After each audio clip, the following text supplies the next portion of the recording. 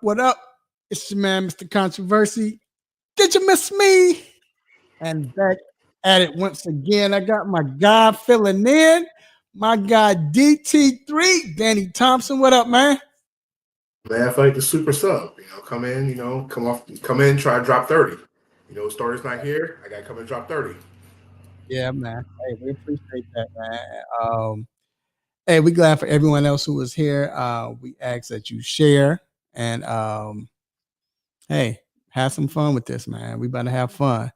But anyway, man, I gotta jump on this. First of all, I gotta ask, how was your week? Let me start off there. How was your week? How did it go? Sports and all of that. Especially for sports, what stood out to you? In the week of sports, it's always, watching Dallas do what they do on Thanksgiving.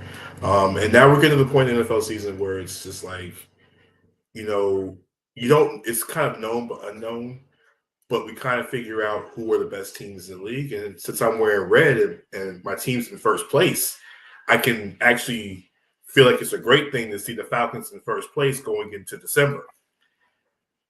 That's all I'm saying. So our week goes, the Falcons beat the Saints, we're good to go. I mean, I can't talk about the Hornets because the Hornets season is pretty much over at this point. LaMelo Ball's in the walking boots, so at least I can cheer on my Falcons going forward as we are now the first place Atlanta Falcons once again. How about yours? Um, like I said, I had a good, definitely I had a good week, man, with the Bears and everything, man. And I don't want to be selfish because I could talk about the Bears all day, but we're not going to do that. But hey, man, we got a great show lined up for you all, like always, man. And can't wait because we are definitely talking the situation, man, with Josh Giddey. I don't know if y'all heard, but we'll talk about it. We'll definitely talk about it. But just the situation with Josh Giddey, everything that's going on with that, the allegations. Also, we are talking about the college playoff football rankings came out. We're about to hit the championship games. Me and Danny had a lot to say about last week. We saw some interesting things that happened this week that I don't know if it's going to alter what we got to say but it was, like I said, it was good, crazy. You don't know what to think or what to expect. Also, we are talking, Danny. You mentioned LaMelo Ball, man, and I'm pretty sure you're talking about fantasy football. I mean basketball, but we have to talk about fantasy football. We can't do that without having our guest, none other than Vince the Fantasy Guru. He's going to be on the show, giving us his information, his analysis on what we should do, what we should think. And then we also are talking NBA tournament. We finally have the final 8. So can't wait to get into that. Also, we have Dr. Fowler coming in talking about your injury report for your favorite teams, for your fantasy players and everything else. And then we got quick hit, stop it. And hey, man, we about to have some fun. So it's time to get ready for the show. Let's get it. It's time for these quick hits. Let's get it. So, Danny, first off, man, this is crazy, bro. Aaron Rodgers. Remember, he'd been saying he was coming back. And we were like, dog, I gave him a stop it. Everybody agreed. Well, the New York Jets have opened up this 21-day window for him to return to practice. He actually returned to practice today. I mean, of course, he was limited, but still, he did a couple of dropbacks, threw the pass, jogged by himself, and all that, through some receivers. Of course, nobody rushing him. I'll let you go quickly. What is your thoughts on that? Like, how do you feel? It's unbelievable to me, but go ahead, man. Just quickly your thoughts. And the thing is, we don't know if it was a closed session of the media today or full them watching practice because we don't even know what happened if it was behind closed doors. all they saw was him doing X, Y, and Z. So we don't know if it's open practice or a closed practice. He could have did more than just they didn't see on cameras today. This is flat out amazing. What 12 weeks? This dude just had Achilles surgery. Like, if he actually comes back to play, do you understand the fact of that we've had players with Achilles miss an entire season over stuff like this? But the only issue I have is the Jets aren't going to the playoffs. Right. I don't get. It's not like he could get in. I can't see him getting in as a wild card. I mean, you have. I mean, like it can happen, but you have the Cleveland Browns, who are 7-4 as a wild card. You Yeah, have Pittsburgh Pittsburgh. 7 are they 7-4, right? As Yeah, a Pittsburgh won last week. Yeah, they beat Cincinnati 6-5. I mean, you still have what's like going on in the AFC South. Buffalo was 6-6, and they're not even in the playoff. I mean, they're contention, but they don't have a spot yet. I mean, it doesn't matter anyway, but they don't have a spot yet. So that's wild. I'm not gonna lie. Quickly, I was in disbelief. I felt like a big told you so. Or I felt like he was gonna say RELAX, relax. I would never forget that. That hurt my feelings when he said that. He was talking about that was right before he played my Bears. But anyway, and came back and whooped us, and we went to that game too. Anyway, but yeah, it was I told you so, but it has me questioning, did he really tear his Achilles? That's the biggest question, because there's no way in the world you can come back and play football. And they're not saying he's gonna play, but to come back and say you can play football after tearing your Achilles in September. Let's be hypothetical real quick. What happens if the Jets win 2 of those games, that 21-day window? They go to 6-7. You don't think he don't show up before Christmas? I'm just saying. No, I feel you. I just it's just hard to see him playing after. I don't know. Doc is coming on, so I guess we can ask Doc. Dr. Fowler. We'll ask him when he comes on. Moving on, LSU star forward Angel Reese, who missed 4 games after an undisclosed absence, is returning on Thursday against the number 9 ranked Virginia Tech Hokies. I'll go first, Danny. Just quickly, I will say, I don't like the fact that everybody was trying to. They was getting on Angel. She this and she needs to humble herself. Maybe so. We don't know, but. And there's nothing wrong with the criticism. If you feel I'm not getting on that, but my thing is we don't know. Like with Sha'Carri, the way she was acting I understood why people was getting on Sha'Carri. Now the slander I didn't like, but everybody saying she needed to humble herself. Right, she deserved that. But with Angel, humble herself from what?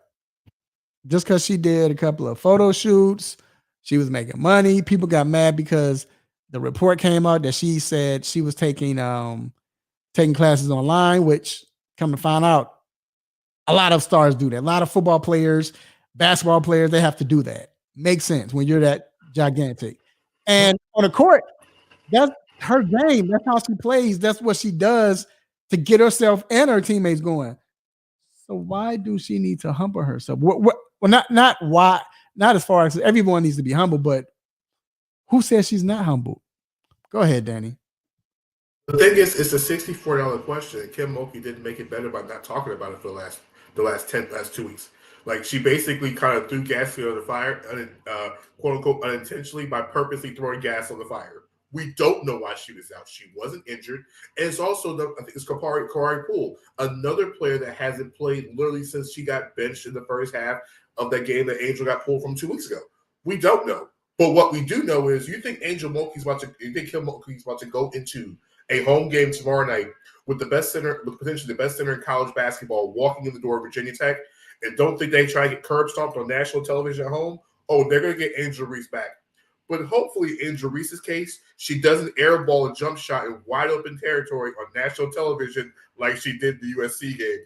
We didn't forget. We caught receipts on that one. Right. No, Angel Reese is still one of the best players in college basketball. Yeah, whatever happened between her and Kim Mulkey, Kim's got a whole situation, a whole past at Baylor and other places she's been in. We don't know. And so until someone says something, and I don't think Angel's going to say something, We'll never know until about maybe 3 or 4 years down the road. Angel is starring in the WNBA somewhere. We won't know that until years down the road. So we just glad that she's back on the court, and Virginia Tech and LSU is going to be a show. It's going to be a show tomorrow night. Yeah, yeah, it is. I definitely agree. But like I said, it was yeah, man. I just say we got to just chill on that, man. I just chill on that. Let's see what happens. Moving on. Dallas Mavericks owner Mark Cuban is rumored to sell the majority stake to the Adelson Casino magnate family. What's interesting about this is the fact that they are tied with with being able to tie to a hotel and then being able to get the another stadium, and they think that's their way of getting the stadium. But I'm not gonna lie, Danny, and of course, and I'm making it quick. I don't want to see Cuban without the Dallas Mavericks. That's even though I was old enough to before he bought it to watch them. That's like that was like watching the Lakers without Magic. You know what I'm saying? And again, watching the Lakers without Kobe, or watching the Bulls without Jordan, or what it just don't look right. And Chicago never. I mean, we had that run or whatever, but it didn't look right, bro. Without Jordan, for a long time. You know what I'm saying? Even now, it just so to see him possibly not be there. I don't know, Danny. I can't take it. That's not good for the NBA. Here's the thing: Cuban never gave up control of basketball operations in itself. He sold the team for the evaluation of around $3.5 billion mark, but they're letting him keep full control and final say in everything basketball related. He's still running the ship. He just gave up conservatorship of owning the franchise again. So Right. He's still on board with everything. I think at some point, though, if you look at it right from a business perspective, because everybody's businesses, everybody who owns these professional teams run a business. Cuban bought the team for $285 million and is probably going to get some number close to $3 billion. That's what he's going to get for a $285 million investment. So it was talked about this week that maybe he might run for president because he says he's leaving Shark Tank. Now he's selling the Mavericks. What does that lead to? Maybe running for president? We don't know, but he says he's not going to do it. Big shout out to Scoop B, Brandon Robinson, with that interview today about it. But listen, $3.5 billion, Raph. If you bought something for $285 and sold it for $3.5 billion, and you still control basketball, it's a win-win for everybody. Yeah, no, it is, and man, Mark Cuban is just wonder how that would go. But anyway, moving on. Jerry Jones has a defamation lawsuit. I remember that defamation lawsuit he had from that woman who claimed he was her father. Well, it has been refiled. Quickly, is he? I'm ain't nothing to say. I mean, Maury, can we get an episode of Maury about this? Can we just figure out if he's the daddy or not? Can we just run a DNA test or something? The crazy part is, and then we can move on. The crazy part is, it seems like no one, Danny, is. I mean, usually when you have something like this, fathers are like, if it's that my baby, hey, you know what I'm saying? Jerry's kind of like giving her the stiff arm, the Heisman, like, Yeah. Jerry knows it's a cash grab. That's what it is. She's trying to get money out of this. Not feeling so that's which had me feel like we don't know, but I'm kind of leaning on Jerry's side right now. Jerry's like, listen, Jerry. All Jerry needs to do is call Maury. We get this done in 3 segments with 2 commercials and like a couple people yelling on stage, and somebody's running off the stage afterwards, and we all have to complete their segment. Honestly, he could just pay Maury to say the baby's not his. Anyway, last but not least, Nebraska Cornhusker football head coach Matt Rhule says a good quarterback in the portal costs about $1 to $2 million. Wow. Danny, just your thoughts. He ain't lying. And you know what? I'm coming right after that. All right, man. That wraps up. We're going to take a quick break, and we will be right back. Hey, this is Earl Campbell. Hey, it's Chuck the Iceman Liddell. This is Emmett Smith, and you're listening to 3 Point Conversion.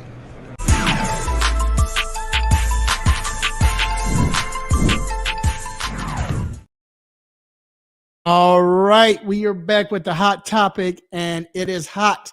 The hot topic is the Josh Giddey situation. Don't know if you've been under a rock or you just haven't been paying attention. It's been the holidays. You could have been, just chilling with family, whatever, shopping, whatever you been doing. But either or, OKC third point guard or guard Josh Giddey is under investigation by police and the NBA for allegations that he was involved in an improper relationship with a minor. Basically, a young girl who is 15 years old has photos and videos of Giddey standing behind her, posing. They're acting funny, acting crazy. And one video, I think, was him talking. He was talking to her brother, actually, asking for something. But in the post, like a Snapchat, but in the post, the caption read, "I slept with Giddey." It really said I F Giddey, Josh Giddey, but I slept with Giddey. Now they're doing an investigation, like I said, an allegation of the allegations, because that's what she said that. So it's a big thing, social media and everything, police involved. But now the girl and the family are not cooperating with authorities. And so, Danny, I'll start with you. Like, when you first heard this, we were all shocked, of course. But, bruh, did you know what? After everything's out, what are your thoughts? I'll just ask you that. To quote Rick Ross, allegations. It's nothing but allegations. Here's the problem. Like, here's this whole thing wrapped up in a scenario. One, we officially don't know how old this girl is. Number two, the statutes in every single state is completely different, because if it's Oklahoma and it's 16 years old and the girl's 16, guess what? It is what it is. Because different states have different laws when it comes to the age of consent, this gets to be real, real sketchy. Now, the other part is there is what we say and what we know. All we know is there's an ongoing investigation. The thing is, there's been not one charge made. There hasn't been anything filed in California. There's nothing been charged. He hasn't even there's nothing that's been formally put against Josh Giddey at this point. Everything is speculation, and everybody going to conclusions about this point. No one has any type of factual evidence, and they're still in California, still trying to figure this out themselves. So the problem at this point is we can sit here and say people can give their opinions of what they think Josh Giddey is or isn't. But truth be told, because of the fact that there's a statute involved in it and a limitation when it comes to age of consent, everything's out the window. And now with the report from TMZ that the girl and the family they're not cooperating. And there's also what Andrew Bogut said on the podcast, that this girl was met at a club when he was out there. If that's the case, and a minor gets inside a club, the club's under investigation at this point, because guess what? How'd that girl get in the club in the first place? Wait, who said this now? Which Andrew Bogut was on a podcast talking about that this incident happened a year ago. That the Thunder knew about this a year ago, but the problem was nothing was said about it because of the fact of he met her at a club. That's what he's saying. Nothing is true. Like I said, everybody's talking and everybody has their opinions, but nothing has come out.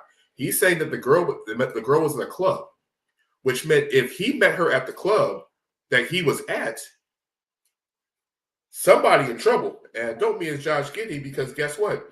Giddey can sue the club, because guess what? How'd the girl get there in the first place? Okay. So my question is, do we know that she's really 15? That's the second part. What do we know? We don't know anything, because there ain't nobody talking. What are we gonna do here? That's what I was gonna say. Now all of a sudden they're not talking. So the fact that they're not talking, I don't, it's kind of like, okay, what's up? Why aren't you all talking? I really believe, this is what I believe. I really believe that this is a setup from the beginning. If that's true, what what Andrew Bogut is saying, it's a setup from the beginning, right? And I believe that if they're cooperating because it's something bogus, it's like I said, it's something bogus. My question was when I first heard it, it was like Giddey tripping. Like, I hope not. Then he's not talking. So that really kind of like, because the way, he didn't give the speech, the normal, PR speech. yeah, PR, I'm gonna let my lawyers take care of this, no questions. That joke is just not saying anything. He like, whatever. He acting like Marshawn Lynch, and so now because of that, it kind of makes you wonder um basically is do he know something? Then you mentioned OKC. What do they know? Because they hadn't said anything. I don't think they're being bogus about it, but I think it seems Here's the thing. it seems like Giddey them are cool with it. It seems like they're like, and OKC, they know what's going on. We good. I'm surprised the league didn't know anything about this. What have you? Well, I mean, the thing is, no one knew about it until somebody posted on social media what happened. Well, And right. ironically, You said OKC knew about it a year ago, right? Supposedly. But what I'm saying is, based on Andrew Bogut, maybe they knew about this a year ago. But once again, it all depends on what happens because if it's swept up, we didn't know the girl's age. If it's 16 in Oklahoma, I hate to say that part, it's statute of limitation, and she qualifies as a 16-year-old. The real question comes into this. The whole entire thing is Josh Giddey talking because he knows something, or is Josh Giddey got caught up in something and he's embarrassed to talk about it?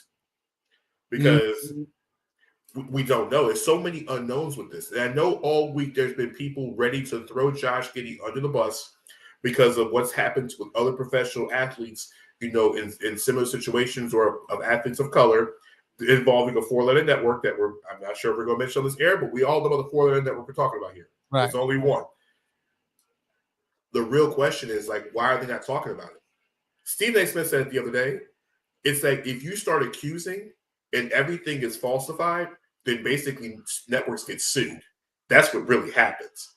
And there's not enough information. The girl's not talking. Her parents aren't talking. So what does that mean? So guess what? Everything else is, like Rick Ross says, allegations at this point. We don't know until something sticks. Right. So let me ask you about this. So do you think he's smart about not saying anything? Do you think this is coming from his lawyers? Is he embarrassed? Because Danny, I'm not gonna lie, the way he's being hush hush, it looks like he's embarrassed right now. But again, it could be your lawyers always tell you don't talk, don't say anything if he has a lawyer. But usually they say I'm pretty sure he does. I'm pretty sure he does at this point. He has to. Don't talk, don't say anything, and he's not getting poked. He's just not saying anything.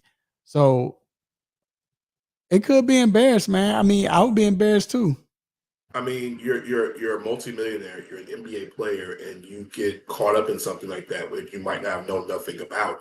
The thing is, like, if he talks, he looks bad, right? If he talks and says, I didn't know what age she was, then guess what? He comes off in a bad light.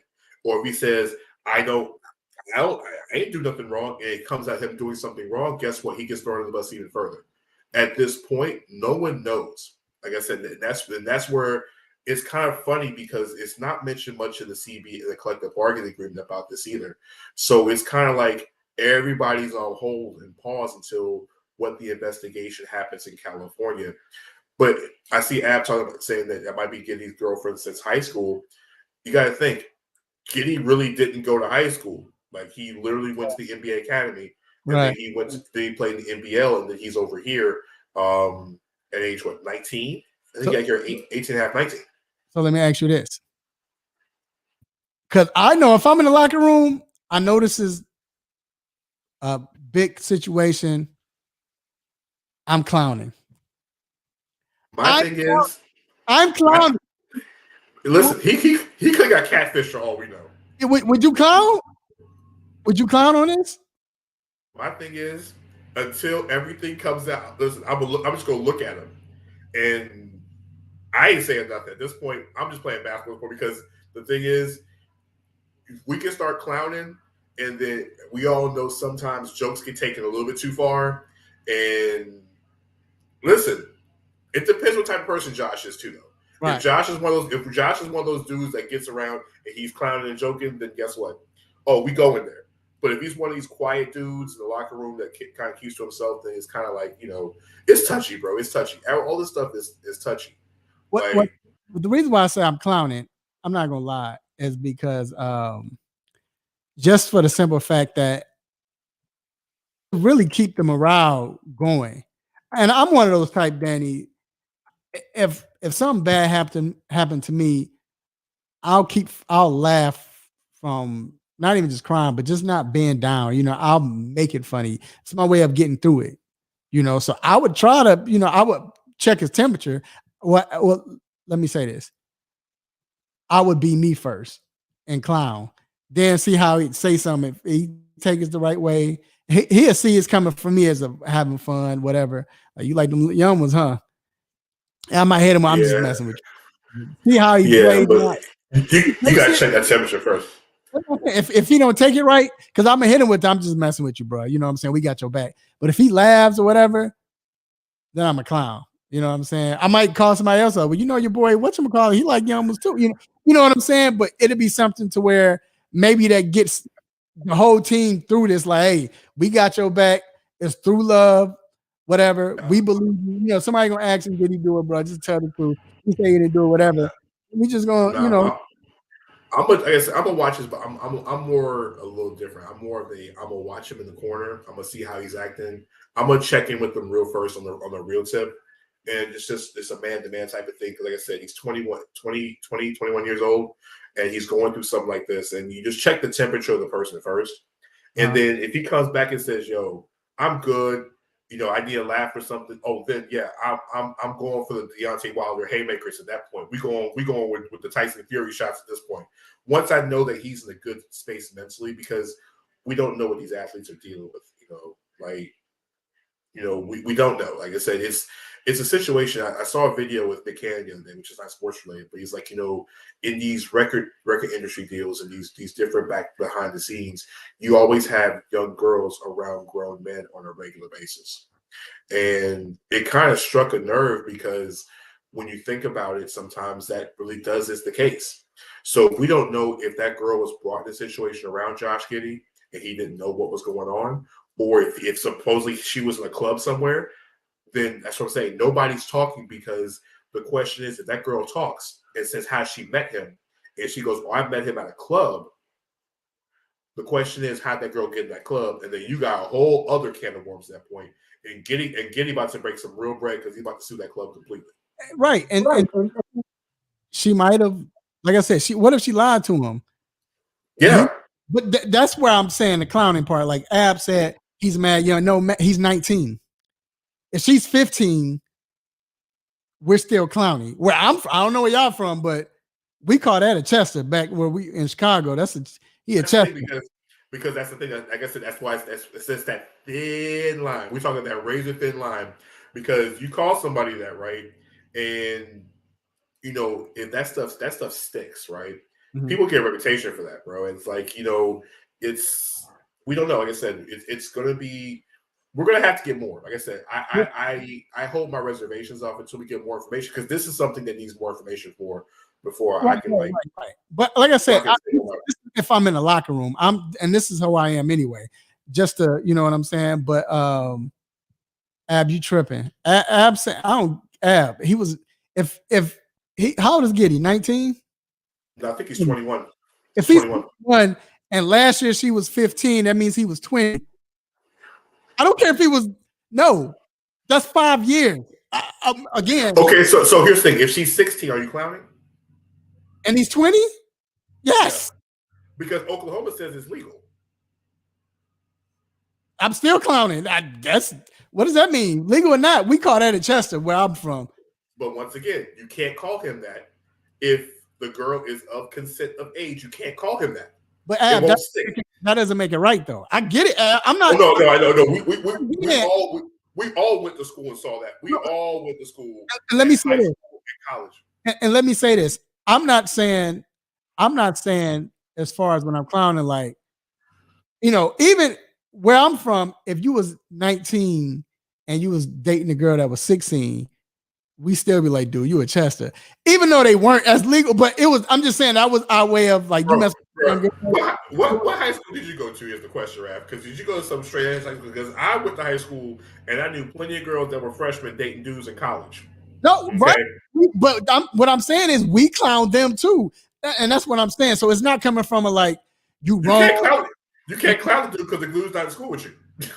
It don't matter. We still clown him because you messing with a young girl. Like, it was just like I said. That's why I say I'm clowning. It's nothing like you wrong for that, and nothing like that. It's being funny. That's why I said it's in a joking matter. It's having fun. So that's why I said I would be clowning, not to like make him look horrible. Nothing like that. That's why I say it'd be in a joking way, having fun, But let's move on, man. I want to move on real quick. One in the chat has me laughing, yo. We said St. Louis lingo. Come on. Yeah, that's St. Louis, Chicago. Well, I know. That's how we did. But no, real quick. I just funny how what's the name? We got to move on. It's funny how everybody's getting on a Malika not saying anything. Because they want her to say something when there's nothing to say. Because they're still talking. People are still mad about the report about Brandon Miller on draft night. People are still mad about that. People are still mad about the Udoka situation. Still mad about Joe Mazzulla. The thing with all three of those is different than Josh Giddey is. Brandon Miller stood trial for this, and that's what every NBA team was talking about up until the draft. Every team that was going to draft Brandon Miller or was interested had private investigators. They had everybody questioning everything going on, and the case was still going on right before the draft. Udoka, that's the Celtics letting that whole drama play out. If the Celtics never said nothing, we would have never known why he got fired. If they would have kept it in-house. What does that got to do? But what does it got to do with Malika? Malika said something in both instances, and her. All three instances. She said something. I'm saying. Right. Yeah. But what I'm saying is, Danny, that she didn't say anything. All of it was still, she didn't know what was going on. She didn't have all of the facts. It was wrong, but she didn't say anything. Now, it could be she learned her lesson because they got her. You know what I'm saying? She could have learned a lesson, though. But I know everybody's mad. I see my guy Drake Carter in the comments saying Brandon didn't go to trial. Brandon was part of that trial. Whether he didn't get charged or not, the fact of everybody pinned that gun on, he was the one that had the gun and provided it. It was driving that night. He was still part of the case. Right. It still hung over his head. Yeah, we got to move on. We got to move on. We got to go. We got to go to college football. College football rankings came out, and right now they have. Let me see. So not Alabama, but Georgia is still number one, right? Then you have Michigan's number two. Then who moved to three? Because Washington's 3, Florida State 4. Florida State's 4. Then number 5, you have Oregon. 6, Ohio State. You have Texas 7, and then you have Alabama 8. We're gonna stop there. So my question, Danny, last week we talked about what could happen. Oregon, Washington, they meet. Like we called it. Georgia's going to meet Alabama. We didn't know about Michigan or Ohio State. We didn't know. But we figured no matter who lost, they will still have a chance to get in, which I still believe that they're going to get in. So I'm going to ask you how it's looking with the Florida State injury, everything else. Who do you think? How do you think this weekend plays off? I have a weird feeling about this, right? Everybody's looking for Alabama to beat Georgia, right? I mean, I don't know if it's going to happen or not. I don't know if it's likely to happen or not because it causes a whole bunch of confusion in the CFP if Alabama beats Georgia this week, right? On top of that, we figured that the winner between now, even if Oregon beats Washington, it causes a lot of confusion there because both teams are 12-1. It really does cause a little bit of confusion. Oregon beat Washington, so that should be the tiebreaker. Florida State's the real question because they didn't look good last week without Jordan Travis. If they somehow struggle against Louisville, would the CFP allow them to miss that playoff because they're in danger of literally looking bad in front of the committee? And Drake Carter mentioned it right. Florida State didn't look good. They need Tate Armor to bounce back and blow out Louisville to show that this injury means nothing. It's not going to affect them going forward. Because let's say Florida State wins 20-17. Oh, boy, we got some real problems there. Because Louisville lost to Kentucky earlier this year. Louisville's had some bad losses this year. And to win by 3 points in Charlotte is going to be a problem. Complete problem. I have Louisville beating Florida State. I think Louisville's better than who did Florida State play last week? Florida. So I think Louisville beats them. If Louisville beats them, Ohio State beats them. I don't think so. Here's why.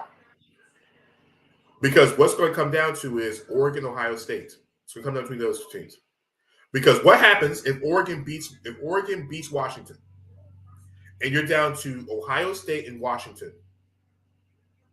How do you say that Washington's not better with the opponents they played in Ohio State? Because Washington got to the conference championship game, Ohio State didn't.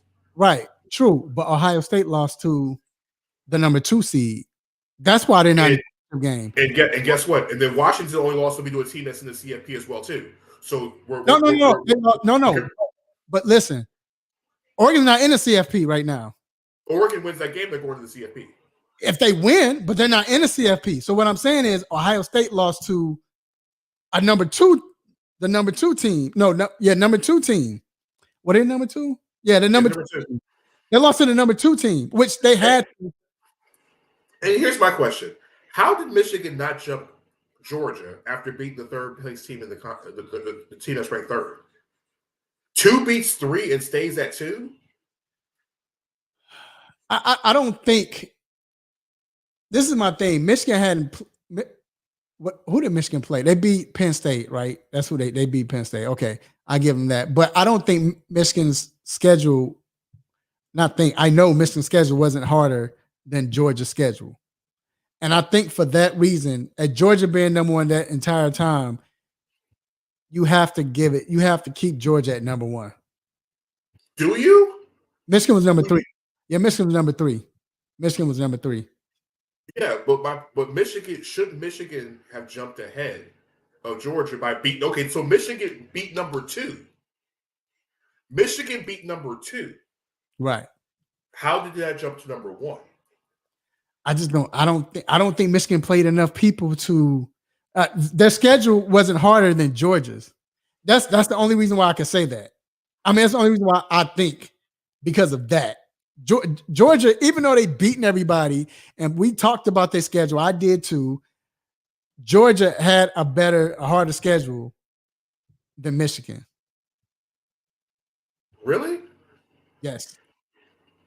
Because I'm looking at the Georgia schedule. Mm-hmm. They beat Mississippi. They beat Missouri. I'm an Ole Miss, right? Yeah, Ole Miss. They beat Ole Miss and they beat Missouri. Ole Miss was ranked. Kentucky was ranked. Was Kentucky ranked? Yeah, Kentucky was ranked when they played them. Yep. They played, like I said, their schedule was harder than Michigan's. Really? Yeah. See, and even Juan's a Michigan fan. He's just saying Michigan had better ranked wins than Georgia, but Georgia's schedule was harder than. Yeah. I'm not sure about that. I thought their stricter schedule was almost the same at this point. No, Georgia played at least 3 top 25 teams this year. So they played them, So and then they're the champs. So I mean, I get it. You know what I'm saying? So I don't know. Because go ahead. Kentucky's schedule not good. Yeah, they're not good like that. Georgia's schedule in the SEC, because they play 7 games in the SEC East. One of those games is against Missouri, which is a highly ranked team. The rest of that division is complete trash juice. Let's not do that part. Florida's not good this year. They were still ranked when they played. It don't matter who Michigan played. Michigan was playing Popeye's Chicken University. It don't. All I'm saying is, I'm not saying Georgia had a tough schedule. I'm just saying Georgia's schedule was harder. Look, than Michigan. That's all I'm saying. Because hasn't the Big Ten been better than the SEC this year, though? What's up, Preston? You said what? Say it again. Hasn't the Big Ten been almost on par with the SEC this year? No, I agree. But Michigan's schedule, Ohio State had a harder schedule than Michigan. But Michigan's schedule was cupcake. Their schedule didn't get hard until they played Penn State, and then they had to play Ohio State. That was it. Let's see. Who did Michigan beat this year? I'm pulling the Michigan schedule now. Oh, Michigan beat Washington. There you go. They beat Washington. When they beat Washington in the Big House early part of us 21. Never mind. Wrong year. Never mind. Yeah, bro. Michigan. That's what I'm like. I don't remember that. How do you Washington? How do you beat Washington number 3? Anyway, no, that's all right. But look. So look, all I gotta say is this is what I'm saying, and we can take a break. But this is what I'm saying, or you can agree with me or disagree. What I'm saying is Washington. Let's say if Washington loses to Oregon gets in, right? Washington will fall back behind Ohio State. Because if Ohio State lost to the number 3 team, and then they moved to 6, Washington's going to move back behind Ohio State. Something tells me CFP's got something up their sleeve, and they're going to look at the 4th team as a television situation here. And I'm going to say why television. I know we got a break coming up. If Georgia takes care of business, they're 1. If Michigan can actually score points against Iowa, since nobody does, that's 2. 3, whoever wins Washington, Oregon automatically goes to 3. Something tells me if Florida State looks bad, they're going to make Ohio State jump them for some strange reason. Well, not of course. I can see that too. I can see that because it's a ratings bonanza for Ohio State to play Georgia better than a wounded Florida State team going against that Georgia defense. They'll put Ohio State in there because of the fact of the injury. If they look bad, the injuries come like, you know what? Florida State can't handle it. They can't. And because they know if they look bad against Louisville, how bad do you think they're going to look against Georgia? And nobody's going to watch that. They'd rather see Ohio State go play Georgia than a wounded Florida State go play Georgia. Right. No, I agree with that. I just think that, again, if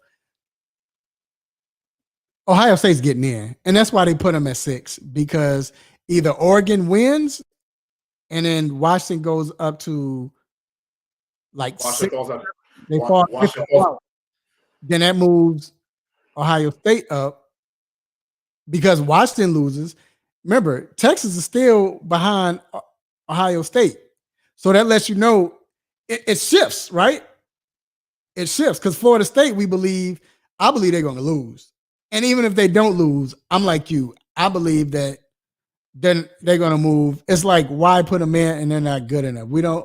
What we saw with TSU, even though TSU deserved to go to the championship, but what we saw with TSU and Georgia, no one wants to see that. No one wants to see Notre Dame get blown out by Georgia or was it Georgia, Alabama, whoever it was. We don't want to see that again. Or Cincinnati, I think Cincinnati played Georgia. So it was Alabama. Alabama breaks out of them. We don't want to see that. So no one wants to see that. So what I'm saying is, this is what I'm saying. Like you said, Florida State probably not going to get in. So Ohio State would get in. Even if Oregon loses, Ohio jumps Florida State. But here's the thing, though. If Alabama beats Georgia, do you think they're out the top 10, out the top 4? Nope, because they're going to make sure that Alabama and Georgia are both in the playoff. Georgia will take 4. They didn't do it. They didn't do it last year. That's why I think Georgia will move out. Because you know why? Think about it. There's no way that a team that was ranked number 1 all year, they lose in the SEC championship game to a top 10 team that's going to fall from 1 down to 5. I can't see that happening either. They're going to show, especially if it's a close game. You really think they're going to kick Georgia out if they lose in a close game to Alabama? So why would Ohio State fall out to 5 to 6? Let's say if Oregon loses now. If Oregon loses, you think that Washington will probably move to number 2, whatever. Michigan will be number 1. Mm-hmm. Florida State loses. You don't think Ohio State? You think Ohio State would get skipped? If you think the college football playoff committee is going to leave Georgia out just because it lost to Alabama, ain't no way. They'll send the Buckeyes to Pasadena before that happens. Ain't no way. I think they will. The reason why I say that, the way they left. Now Alabama wasn't number 1 last year, but the way they left Alabama out last year, and Alabama probably should have gotten in. I feel like that'll be the cry. First of all, Nick Saban is going to cry about it. I shouldn't say cry. I'm going to say it. He's going to cry about it.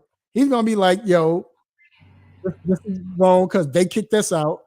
And matter of fact, somebody asked the playoff committee about Nick Saban and him being influential to how everything goes. So I'm just saying. Listen, if Alabama wins that SEC championship game, they're going to not only leapfrog Texas, they're going to get into the top 4. They probably will get 4. Georgia's not sliding past 3 under no circumstances. It's not going to happen. A team falling from 1 to 5, from being the top overall team to falling out of the CFP, Georgia would have to lose by 60 points in that game on Saturday. They would have to lose by 60. They would have to get obliterated. Right? I think they'll get in, man. There's no way. There's no way. There's no way Georgia's out. There's no way Georgia's out. Georgia's the only team that's bulletproof. You haven't given me a reason because they're number 1. I don't think they lost to a number 8 team. Now, if they lost to a number 5 team, maybe. But the thing is, you're not going to take the team that's been at the top. We just literally watched Michigan beat a team that was number 2 and only moved up 1 spot. But Ohio State moved to 5 to 6. Okay. Ohio State moved to 6, Danny. So if Ohio State was number 2, and you think the CFP? Let me finish. They were number 2. They lost to the number 3 team. The number 3, they were 2. They lost to the number 3 team, and they went to the 6th seed. If Georgia loses to the 8th seed, you think they will skip Ohio State? No, because Ohio State been number 2 and number 1 the whole year. It's been Georgia, Ohio State the whole year. You know why Ohio State gets skipped over Georgia? Because Georgia's playing this week and Ohio State's at home waiting. Georgia made their conference championship game. Ohio State lost the one. Ohio State lost. No. Same thing happened to Alabama. The same thing happened to Alabama last year. Where was Alabama ranked last year when this happened? They were in the top 4. And yes, they were. No, my question was, where were they ranked when they lost? I can't remember. Somebody help us out. But it wasn't 1. You're not going to knock the number 1 team all the way down to 5. And they're definitely not going to put them over Ohio State, especially when Georgia won their division. Ohio State didn't even win their division in the Big Ten. So what makes you think a team that finished in 2nd place in the Big Ten in their own division should jump ahead of a team that lost in their conference championship game to a team that's going to be in the CFP? This goes back to what Ab was saying, or what Wanda was saying, and everybody else. Because remember, I said Georgia's schedule was much harder than Michigan's. I didn't say Georgia's schedule was hard. It wasn't. Because I talked about just schedule being cupcake, but they didn't have to face a top 4 team in the regular season. This is the rival game, so you can't put that in there. So I see Dre's question. Ab said it was. Ab said they weren't in top 4. What were they, Ab? Because I know they were. Because that was the thing. Why shouldn't Alabama get in last year? I remember that. That was the big question. So while I know Ab's our college football expert. Check out his work, by the way. Great work, Ab, especially NFL rankings. Drake Carter had a question. If Texas wins, does Alabama go in front of them? Here's the reason why. Because if Alabama beats Georgia, it all becomes politics at that point. Ain't no way an SEC championship team that wins the SEC championship will be left out for a team that didn't win the SEC championship. That's it. And the sad part is Texas gets done over because the Big 12 is a complete saloon. And no matter how much they blow Oklahoma State on Saturday, how bad they beat them, if Alabama wins, Alabama's going to jump them. The real question is, if Texas blows out Oklahoma State, like you said, whoever wins between Washington and Oregon, Texas is going to jump ahead of them. Does Texas jump ahead of Ohio State because they won their conference? Well, look, we will see. We got to go. We were supposed to go 10 minutes ago. But it's that college football. People always sleep on college football, man. This is great stuff. This is good. But anyway, all right, we're going to take a quick break, man. We're going to be back with more football. It's Kalen DeLoach, linebacker. This is Tyler Van Dyke. I play quarterback for the University of Miami. What's going on? This is Shador Sanders. You're here listening to the 3-Point Conversion.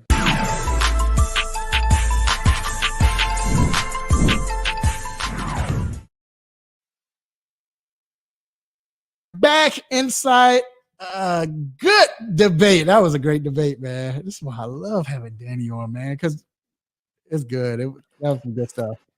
But either or, it's time for more football, man. And we got to bring in the one and only, the expert, a young man who is 11-1 in one of his fantasy football teams. My guy, the one and only Vincent, the fantasy Jubru. What's going on? Yeah, man. Hey, look, don't tell too many people, man. I'm trying to win this championship. You know, them records don't mean nothing these days. Hey, what I tell you at first. That's your players. Bench them right now. Put your reserve players in and just let them chill since you got the since you're the one of the first round bye. Yeah, man. What's going on, fellas? What's going on, Danny?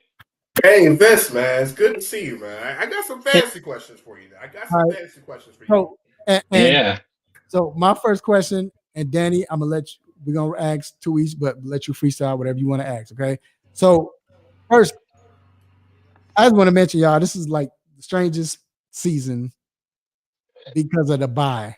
This is like crazy. The buys, we got 2 more weeks before the playoffs. We got a bye this week, and you got buys next week. Bro, that's crazy. But my question is, you can talk about that as well, but my question is, what waiver wires can you go with? Because for me, that's what's up, Ab. I know with me, I have Ab Lion. He ain't 11-1. No, I have some players out this week, and I got 2 running backs out. Justice Hill, which I mean he was just there, but he's out. And then I have who's the other team? It's many teams off. It's like 6 teams out this week. Many, yeah. I have Buffalo, the Ravens, Chicago. We got Minnesota, Giants. So I have Herbert out, and I have what's his name? The little fast guy for the Baltimore Ravens, Kayvon. Oh yeah, Kayvon Mitchell. Yeah, he's out. So I'm like, the only running backs left are in the waiver wire is Adrian Peterson, and, Barry Sanders. Barry Sanders. I don't know who this is. I'm hurting, bro. Miles Sanders, I don't want to go with him, but whether it's running backs, wide receivers, what guys do you say, okay, I mean, you might have to get what you need to get, but take who you can get.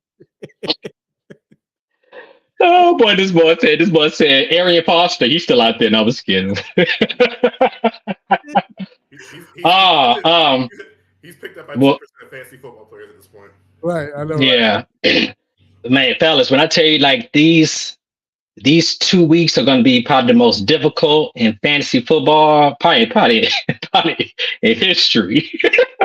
But yeah, it's tough, man, because it's it's slim pickings out there. We get close to the end of the actually fantasy football regular season. It's not that many players that can go out there and you can actually trust and say, okay, this guy's going to give me 13. Everything is going to be like, let me get this guy, and on Sunday at 12:59, go on your knees and say a prayer. Just say, hey, look, get a couple catches. That's all you can hope for, right? So, but in my but two players that actually I have in mind. Well, he's been dropped because he's been picked up. He was a hot commodity at one point in time, but his name is Zach Moss, running back of the Colts. If you didn't keep him, which I can understand, I was one of them that I had him when he was hot. Dropped him when Jonathan Taylor started getting, he started getting more and more carries, and now he's the hottest guy out with he has the thumb surgery or whatever he's having. He's gonna be out for 2 to 3 weeks. So now you want to pick up Zach Moss. He can be that one to help you get to that fantasy championship or in the playoffs. So he will be that one person I would definitely. He's number one. Period. The second guy I would probably start looking at was his name is it's called Samari P. Ryan. He's the backup running back for Denver, and the reason why I like him so much is I like how he's being used. They're really not trying to let Javonte Williams just kind of run off and being an all 3 down guy.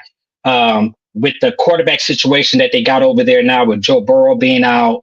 They want to try to, not Joe Burrow. I'm thinking about the Bengals, but with the Broncos actually being right there in the playoff right now, they're really trying to conserve Javonte, so not to have him being an all 3 down back. So Samari's going to definitely come in there, hoping it can give you some of those catches and some of those yards that can give you, 8 to 10 points. So which that's all you can expect if you got so many people on the bye week. You got to take what you can get. Yeah. So I know Ab posted that he's 11-1. Nobody laughed at him. I'm in the league with Ab right now. He really is 11-1. So he is okay. I'm in that league he's playing in, so I can vouch for him on this one. Okay. But I got a question, Vince, because we're coming down to that part of the year where it's almost playoff season, and the trade deadline has already passed in about 99% of all leagues. Shout out to the ones that played Week 18, because I hate to be in your league because Week 18 fantasy is terrible. But when you have quarterbacks, and we're talking about the stretch run, we saw what CJ Stroud has been doing in Houston. We're now getting to that part of the year where defenses get tighter, games mean more, and we have a whole bunch of tape. Do you trust CJ Stroud to be a top 5 quarterback going the rest of the way? Because I just traded for CJ Stroud this week, and I'm in 12th place with the final playoff spot. Can CJ Stroud give me what I need down the stretch? Well, I mean, in fantasy, it just depends on who's your quarterback. Because CJ Stroud was in the beginning. In the beginning, he wasn't even considered being even drafted, especially the way he was playing during the preseason. Now, my thoughts are, yes, he's one of the hottest quarterbacks right now in the league, but you all should have drafted a pretty good quarterback first. So now you should have a CJ Stroud and a Dak Prescott, or you're kind of battling between there. So you got to go by matchups, okay? In the fantasy playoffs, I'm looking at CJ Stroud. Depending on how your playoffs start, for week 15, he's away against the Titans, at home against the Browns. It's not too bad. Of course, the Browns got a really good defense, but again, when you have when you kind of struggling at quarterback, defense is out there a little bit longer. They get tired. CJ Stroud could be that guy. So I personally think that he could carry you. I do like his matchups. And then if you go to week 17, he's playing at home against the Titans. So he could be your starting quarterback in a championship game. So in fantasy, man, like I said, it's based on matchups.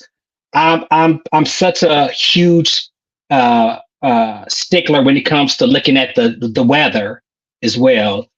If you're not sure, look at the weather. Look and see how the weather's going to be. Now, of course, I know Houston plays in a dome, but when he goes to Tennessee, look at see the weather in Tennessee. If it rains, I may not want to start CJ Stroud. So just got to look at all those small things because it means so much, especially when you get to the fantasy playoffs. So speaking of that, stick with quarterbacks. Right now, you might have teams because injury to Joe Burrow, the injury. Who was the other quarterback that got injured before Joe Burrow? Out for the year. Deshaun Watson. Oh yeah. Mm. So who, if you have Justin Fields, Josh Dobbs, Geno Smith, or Sam Howell, not even just which one, who of those are you trusting out of those four? Because right now you might be, especially in the super flex or so, you might be stuck with even Baker Mayfield, which I feel like Baker, he's gonna get you some points. He got weapons, getting touchdowns, but who do you trust out of those four? Fields, Geno. I can tell you one person that I personally that I just would not trust. Maybe I like Justin Fields. So I know people may not agree, but again, I look at the schedule. Bears. I told this to Mr. Controversy earlier. I think the Bears got opportunity. They can actually win the rest of their games for the rest of the season. The schedule's really easy. Fantasy wise, it's a pretty good schedule. Fantasy wise, especially for somebody who can run the ball and has talent like a Cole Kmet and a DJ Moore, who I own in a lot of leagues.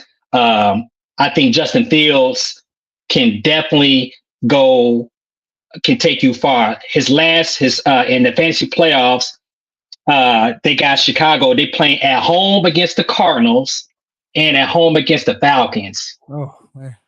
If it's anything, you've got to look at the schedule. The man got the easiest fantasy playoff championship schedule. I would have no problem putting Justin Fields in that lineup. Now, as much as I like Dobbs, the struggle that he had at home against the Bears last week. Now they got a good matchup too. They play against the Lions, who the defense is whack, and then they play in the championship against the Packers. If he has Justin Jefferson back during that time, oh yeah, absolutely. I like Dobbs as well, but I trust Fields more because Fields is implemented. He's been there a lot. Of course, he's been there a lot longer. So yeah, you can't go wrong with those two. Geno, and Howell, One more quick one, Vince. So, in a lot of leagues right now, because you're looking at the waiver wire, Mitchell waiver wire, there are two guys that have been hot on the waiver wire the last couple of weeks. One's coming off an injury this week, and one is actually stepping into a bigger role. If you had to choose between Jalen Reed of the Green Bay Packers and Noah Brown of the Houston Texans, who, if you've got both or maybe got one that's kind of saved you a lot of these weeks, and even Tutu Atwell, which one of the three, how would you rank them as far as trust between Atwell, Reed, and Noah Brown in Houston? Reed first, Noah Brown second, Tutu Atwell third. I'll start with Tutu. I like Tutu. Of course, in the beginning of the season, he was hot, and of course, then the Puka chance started going crazy. But Stafford is such a seasoned vet at quarterback. He's going to throw to who he want to throw to, and his trust is Cooper Kupp A, Puka B. I'm not gonna lie. I think Higbee, as much as I know he just finally had a good 2-touchdown game last week, I still think Higbee will be third. Tutu is kind of like that 3A, 3B between him and Higbee. So at that point, I put him last. Noah Brown, he just came out of an injury, but that doggone Tank Dell and Mr. Controversy just talked about this guy last week. I'm talking about in the keeper league. They want to hold on to this guy because I can see. I mean, he's special. And then and you can just that's going to be a pretty good quarterback wide receiver combo in the years to come. Those two guys. So I like that combo. But there's a lot. It's only one ball, and when you got Tank Dell A, Nico Collins B. Now you got Noah Brown back at C, or maybe even D when you throw in Dalton Schultz at tight end. So now is he gonna get any looks? But Reed, I really like Reed because at the end of the day, there's no number one receiver in Green Bay. We thought it was gonna be Christian Watson, but we all know what happened. Injury prone. When he got out there and played, he barely got looked at. So I kind of like that. I kind of like Reed a little bit more. And each week, you can just see that he's getting those look that I personally like to see. Green Bay schedule is pretty easy. They got a pretty good schedule too, going to the later end of the season, fantasy season. So I will put my trust in Reed number one out of the other guys. And Vince, we got to let you go, but let me just say this. I agree. Reed is nice. He's that dude. Besides Robert Woods, any receiver that plays for Houston right now is eating. I don't care. It's crazy. That's why I traded for CJ this week. I needed him to play. When Noah plays, Noah is killing. Nick Collins gets in, he's killing. Dale is killing. Schultz is. It's like. But in fantasy, guys, who would even have this conversation right now of anybody outside of Dameon Pierce in the beginning of fantasy drafts that will only be drafted? Maybe Nico Collins, because you got to draft. Somebody got to be number one. Somebody got to catch the ball. Because even Dalton Schultz was. I picked. He was my second tight end that I drafted like in the last round in drafts. So no one would have thought that. Oh man, let me get a Houston player now. Like they're the hottest commodity in fantasy these days. So it's crazy. Let me just end it. I'll end it with this. Ab Stanley, I apologize. Ab was on here. What was it? The first show? It was the first show we did, and we talked for the season. And me and Aru, we were talking about it, and we all were saying that we're talking about Houston versus. We're talking about the rookie quarterbacks, Houston versus Indy. I'm like, Indy has the better receiving core. Mm-hmm. But right now, man, it's like, but again, it's like everybody besides Woods, I don't know what he's doing. Everybody that plays is eating. So I don't know if he's still in the woods right now. Maybe so, but I just know everybody. We were laughing about this 2 weeks ago. Like everybody, you better start anybody that plays with Houston right now as a receiver because they're eating. They're eating. Mm-hmm. Fantasy wise, real wise, they're eating, but fantasy wise, they're eating. So, but Vince, hey man, you got one more thing to say? Well, yeah, just one little quick thing. It's not actually fantasy football related, but between you guys right there, somebody didn't set their basketball lineup, but I ain't gonna say no more. It couldn't be me because I know I set mine on Sunday. So, but either or. Okay. Danny has a great excuse though. But anyway, we'll talk. Danny can talk about that later on. But he has a great excuse. But yes, I wish I was playing him. But anyway, all right, man. But hey, we appreciate you, man. Much love, fellas. It's LaMelo Ball's fault why I didn't get set today. We'll see you later on. All right, fellas. Much love. Yo, we're gonna take a quick break. Watch this, man, because we're talking about NFL rankings right here. Tell me what you like. We'll be right back. This is Ab Stanley with a look inside the 3-point convergence NFL power rankings headed into Week 13. This week, let's take a look inside the AFC West. Number 4 are the Kansas City Chiefs at 8-3. The Chiefs are winning games with defense this season and not their usually potent offense. They rank 3rd overall in total points allowed and 4th overall in total yards allowed.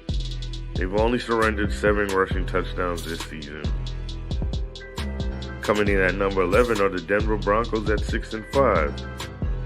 Don't look now, but the Broncos are hovering right around a playoff spot.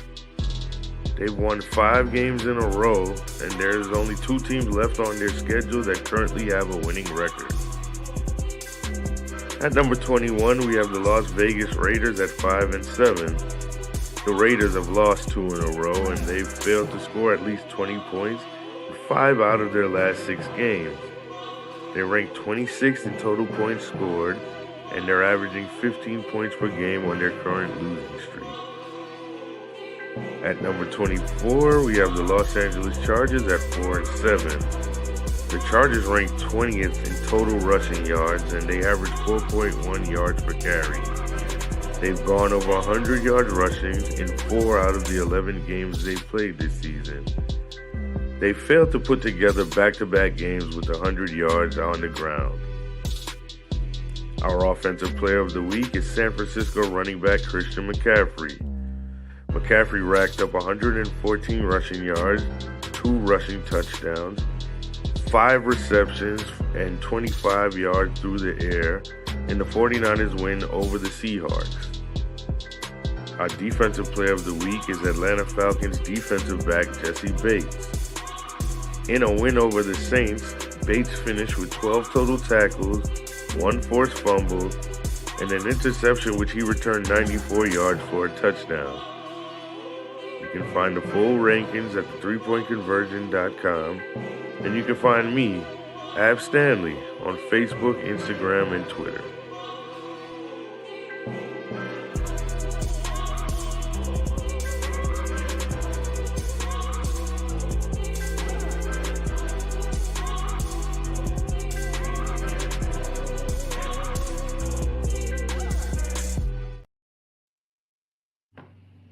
Right, we are back inside the 3-Point Conversion Sports Lounge, and it is now time for the most infamous, the most famous Stop It segment. Let's get it. So, Dan, you want to be there? Do you have a Stop It this week? You know what? I do have a Stop It this week. Let's have a Stop It for, you know what? Let's stop it for David Tepper at this point. Let's do it. Let's go ahead and stop David Tepper at this point. Stop it. Carolina Panther fans are tired at this point. This has been a long last with David Tepper's ownership group. It's been a long time. They have fired 6 head coaches since 2019.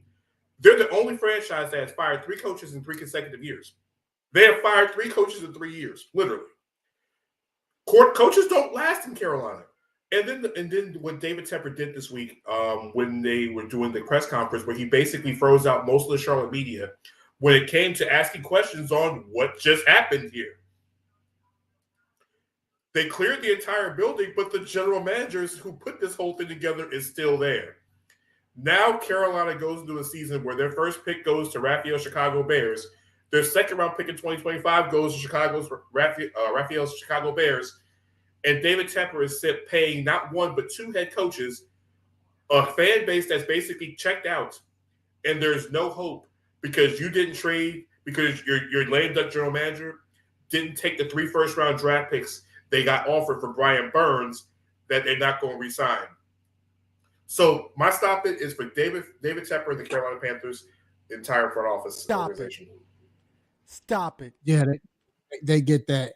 Let me add on to that. Because I had 2 stops. One was going to be David Tepper, so I'm going to just add on to it. The fact that he said, now remember, he's fired how many coaches in the last, 5 years? 5, right? Or 4? They've had 6 head coaches since 2019.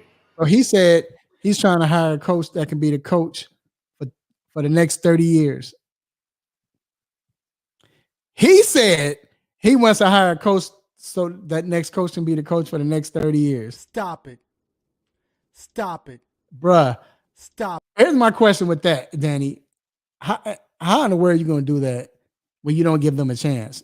That's all I got to say. But either or, my next Stop It, it goes to, let me make sure I'm reading this right. It goes to just, I guess, the high school basketball, this is the actual whatever division he's in, conference he's in. Basically, y'all remember basketball coach Mike Anderson. They beat a team, and I should have gotten the name of that team. I apologize, but this particular team, beat a team 161-2. Right?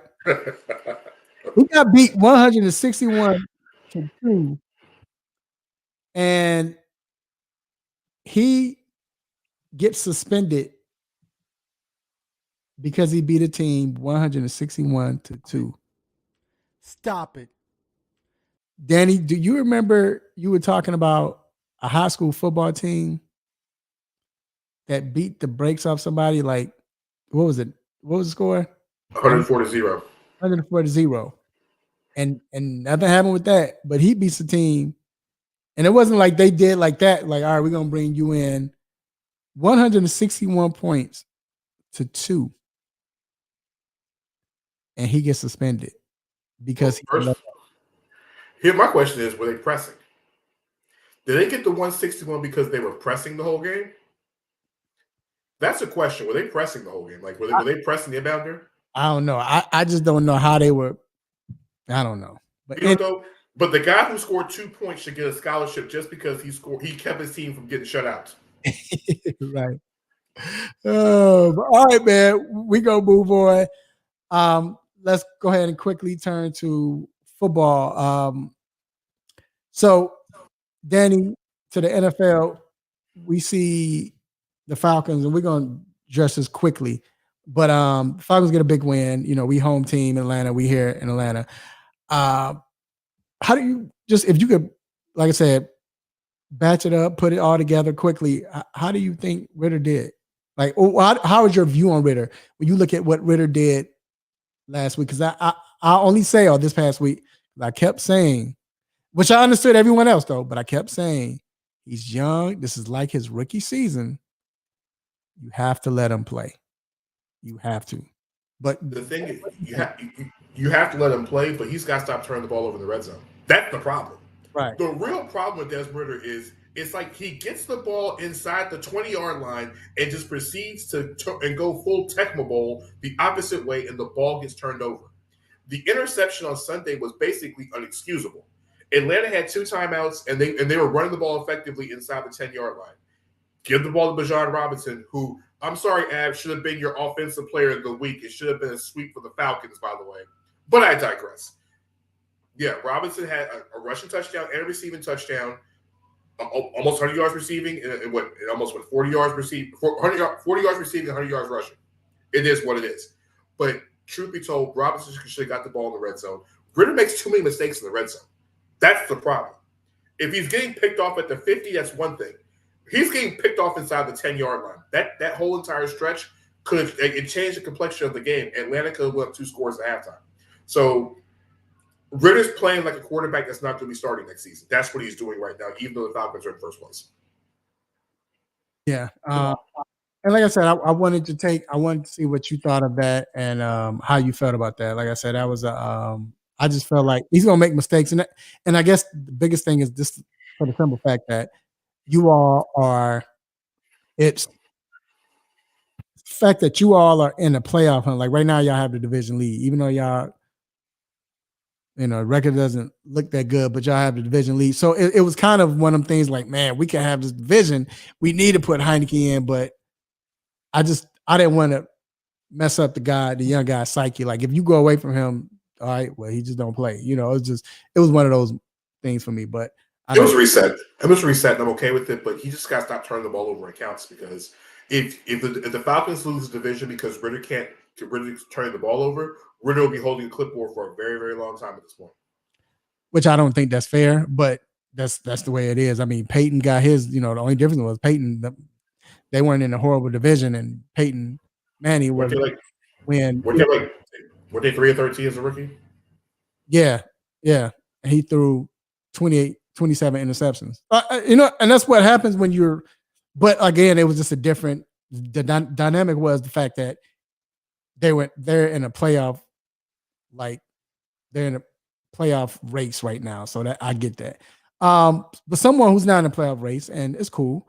my guy, Justin Fields. But Ab, well, Ab, if you listening, you can chime in too as well. But Danny, I don't like the fact that these announcers are being told, and I'm pretty sure they are, not 100% sure, but I'm pretty sure they are, of bashing Justin Fields. And what I mean by bashing is I understand the question is, can he be with a team? And you could tell Troy Aikman was doing what they were supposed to do, because Troy Aikman was saying some things like, yeah, but I mean, we don't know if he can do it, and I mean, we got to see. But it looks like he might not be. We don't know. And then here comes Joe Buck. Well, yeah, with Justin Fields, he didn't make a good throw there, and that probably won't be right. Won't help him out. And if he keeps playing like this, look like he's not going to. It's like, shut up. Like, you don't say this about any other quarterback. And I'm pretty sure this might not be their thinking. This is what they're telling them in these meetings when it comes to these announcers. Because, like I said, Troy Aikman was saying certain things, but you could tell he was kind of like, but hey, Justin Fields did do this well. He does this, whatever. I gave a stopper to my guy, who the guy that everybody hated, Collinsworth. When he was talking about when Badger was in there talking about, Justin Fields to come in, they're probably going to have Badger. He's probably going to have him learn from Badger. The hell? How the heck he going to learn from Badger? Badger's a backup. Like, shut up. And he's. But have you noticed that? I've noticed it, of course. I think that when it comes to Justin Fields, right, everybody wants to see the progression of Justin Fields. And I think a lot of things in Chicago haven't worked out the way it's supposed to, whether it be because of the coaching, whether it be because of the personnel, whether it be because of the injuries, whether it be – it's for a multitude of reasons, right? And I think what happens is when there's struggles all the way around and the coach is on a hot seat and the question is you have a top 5 draft pick that is – there's not a question. They don't know what this kid is. They don't know. Matt Nagy had him. Now Eberflus has him. And potentially a third head coach is coming in the offseason, potentially if Eberflus gets fired. We don't know what Justin Fields is. The one thing Justin Fields hasn't had, honestly, is consistency in the people teaching him what he needs to know. That's what it is. And again, consistency. And I get that right now. We don't know. I don't know. I like him. You're starting to see it. These last 4 games, I mean, he played against a tough defense in Minnesota, but these last 4 games he started and played a full game, he's looked good, right? This is the worst game he's played in. He's looked good. And then the other game he played against the Minnesota, he didn't play the whole game when he got hurt because they was blitzing, and I put that on coaching. You prep your guys, whatever. But either or, I get that it's like, all right, we don't know what he's doing. We don't know where he is. We hadn't seen him to his potential. Has he reached it? We don't know. But that don't give you the right to tear this guy down and make him look like he's horrible when you got Josh Allen looking bad and some of these that we talked about last week. You got these other quarterbacks not looking good when Justin Fields might have more touchdowns than these other guys. Justin Fields' passer rating is probably better than these guys, but when it comes to Justin Fields, you're making him look bad. But it goes back to he's a Chicago Bear, and the reason why I say Chicago Bears is because none of the quarterbacks from Chicago Bears have been successful, right? You would say, Kramer was the only one I think that threw. Did he throw for close to 4,000 yards? But Cutler was the only one that really was successful, was getting them to the playoffs. Cutler got the arm and everything like that, right? But he never got over 4,000 yards. He never made a Pro Bowl. And then none of our other quarterbacks. That's how it is. No one's never threw over 4,000 yards. So I get the mystique that hangs over the Bears and their quarterbacks, but you shouldn't be punishing this man and trying to say all these things for that. It's like you could tell he's been targeted, and that's what I don't like. And then, go ahead. You got something to add? I just think that, like I said, what's going to happen is we're going to see the best of Justin Fields in 2 situations. Number one, if the Bears decide to move on for Eberflus, they need to find a coach or find an offensive coordinator that can scheme and put an offense around Justin Fields to his strengths. And that's something that has not done. I think when I was at my wife and I were at the Ravens game a couple weeks ago, watching Ravens and Bengals, and the one thing with watching Lamar Jackson from the stands, not watching him, we're watching him actual live compared to watching him in television is this: Lamar Jackson is a complete quarterback. Like he can do everything you ask him to do. Sometimes Lamar doesn't use his natural instincts when he should. And so, because people say he's not a pocket passer, he can't throw, he can't do this. So he becomes one of those guys that has to do, he tries to do something he's not. I think in Chicago's case, they need to build around him and let Justin Fields play football. Don't turn him into something he's not. Justin Fields is a very, very good football player with a rocket arm that can run past a lot of people and run through people. Let him be himself. Because truth be told, when Lamar Jackson was himself, what happened, Raphael? He was the MVP of the league. Now they want him to turn into some kind of pocket passer. And then that gets in your head after a while. People say you can't do X, Y, and Z because you're trying to prove a point. It's just let him be a football player. He was a top 5 pick for a reason. Yeah. So let him be that. I think they're coming along like he's playing better. The offensive coordinator is calling better plays, but still is getting on my nerves with stupid stuff he's doing. But real quick, just quickly, does Shaq Leonard choose Dallas or Philly? Where would he fit well? Philly has everybody, so of course he'd fit well Philly, but or better yet, yes or no, does he make Dallas that much dangerous if he goes there? He's needed more in Dallas than anything else. Dallas has to have him. Because in a playoffs where you might see Christian McCaffrey, you might see, for example, with John Robinson in the first round, and then you have what the Eagles do with the offensive line. You need as many folks that can stop the run as possible, and Shaq Leonard can do that, and he fits right in completely. So I think he's a better fit in Dallas. If he ends up in Philadelphia, he's not going to play as much as he will in Dallas. I don't think so.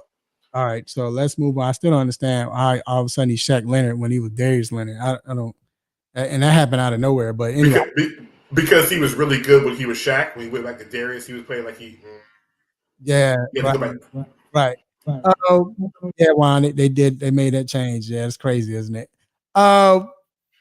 So with basketball, we have the final 8, and Danny, you can be my guest. Who are the final 8? So it looks as though Knicks and Bucks in one matchup. Yep. You have Lakers and Suns in one matchup. Kings and Pelicans, and I want to say it's Pacers, Celtics. Pacers, Celtics. Who do you like in? Well, you know what? Well, I ask you that. What underdog team is likely to win first? Give me the Pelicans. CJ McCollum is back. They get CJ McCollum back from the lung injury he suffered uneventfully, and I think the Pelicans can beat the Kings. I think of all the teams, I would have the Pelicans first and give me the Pacers behind it because the Pacers pace. Tyrese Halliburton has been phenomenal all year, and they score a lot of points in Indiana, so they might be able to outscore Boston. So I would say the Pelicans first, and then like I said, right behind that's the Pacers. Yeah, that's my thing. I feel like Indiana is the team that I think they're going to beat Boston. But hey, them Knicks right now, the Knicks look good as well, man. Like I don't know how they're doing it, but that's what I love about the tournament play. And I want to kind of talk about the tournament play. You're seeing these teams play hard, and it's bringing the best out of them. And you see how the Knicks are competing now, especially Randall's starting to get better. We already know what Brunson can do. Quickly, he's coming off the bench doing his thing, and the role players are playing. Indiana, I got to watch them live in the tournament game against Atlanta, and that boy, what's the point guard's name? That boy, Halliburton. Tyree. Oh my God, he is. But that team, they're playing well. They're playing. It seems like not just the team, but the team with the coach that has the coach who's the most competitive are winning. And when you're looking at Carlisle, he's competitive. Tibbs is competitive. He doesn't show it a lot, but Lakers coach, Darvin Ham, he's competitive. You have a lot of these teams that's coming in. The make of their team comes from the coach's personality. And in this tournament, this is where it stands out. Now, no, of course, we don't want to see a college tournament like this to happen, but I think this is dope to happen this season. This is a great idea because you got this now, this winner take all, and you're fighting for. I love it. You've seen it, and then they have to play to the end of the buzzer, which I love. And the thing is, we're talking about November and December NBA basketball, which we never. No one ever does in the middle of what CFP. We talk about holding about CFP. We're talking NFL getting down to the wire, college basketball starting on men's and women's side, but people are talking NBA, and it's like it's the forefront. And Raph, I'm gonna tell you this, truth be told, don't let it come down to a Final Four where it's Lakers versus the Kings and Knicks and Celtics. Can you imagine, or even Milwaukee Celtics? Can you imagine what we're talking about? And if we get Lakers and Celtics in Vegas, yeah, that'd be great. So, and now all they need to do next year is put a playoff spot on the line for the winner of the play-in tournament. Right. Give them either a play-in spot or a playoff spot, depending on the record. And let's see how hard everybody goes next year. You think they go hard now?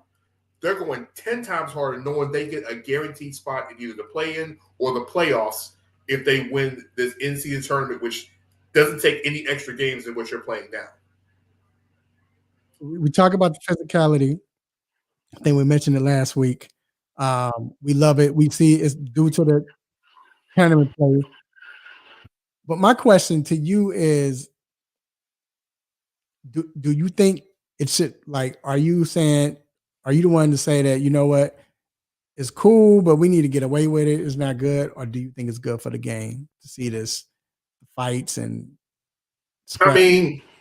I think what happens is when you have like altercations on the court, as long as nobody gets hurt, it's good for the league, because a lot of times it starts sparking rivalries. It starts sparking, teams. Oh, we go circle the state because remember last time.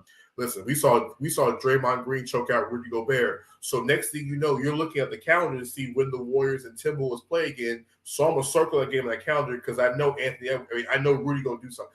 You look forward to things like that. That's how rivalries start. Because we grew up in the 80s where, listen, physicality is the reason why like rivalries happen. Detroit and Boston are not geographically inclined, but because they beat the crap out of each other in the mid part of the 80s, you watch Detroit Boston all the time, right? Philadelphia, we watch those matchups because of the things they brought in the 90s. Everybody, the Knicks and Heat, they're not geographically inclined, but trust me, watching PJ Brown toss Charlie Wharton to the first row of the playoffs, I bet you was must-watch television.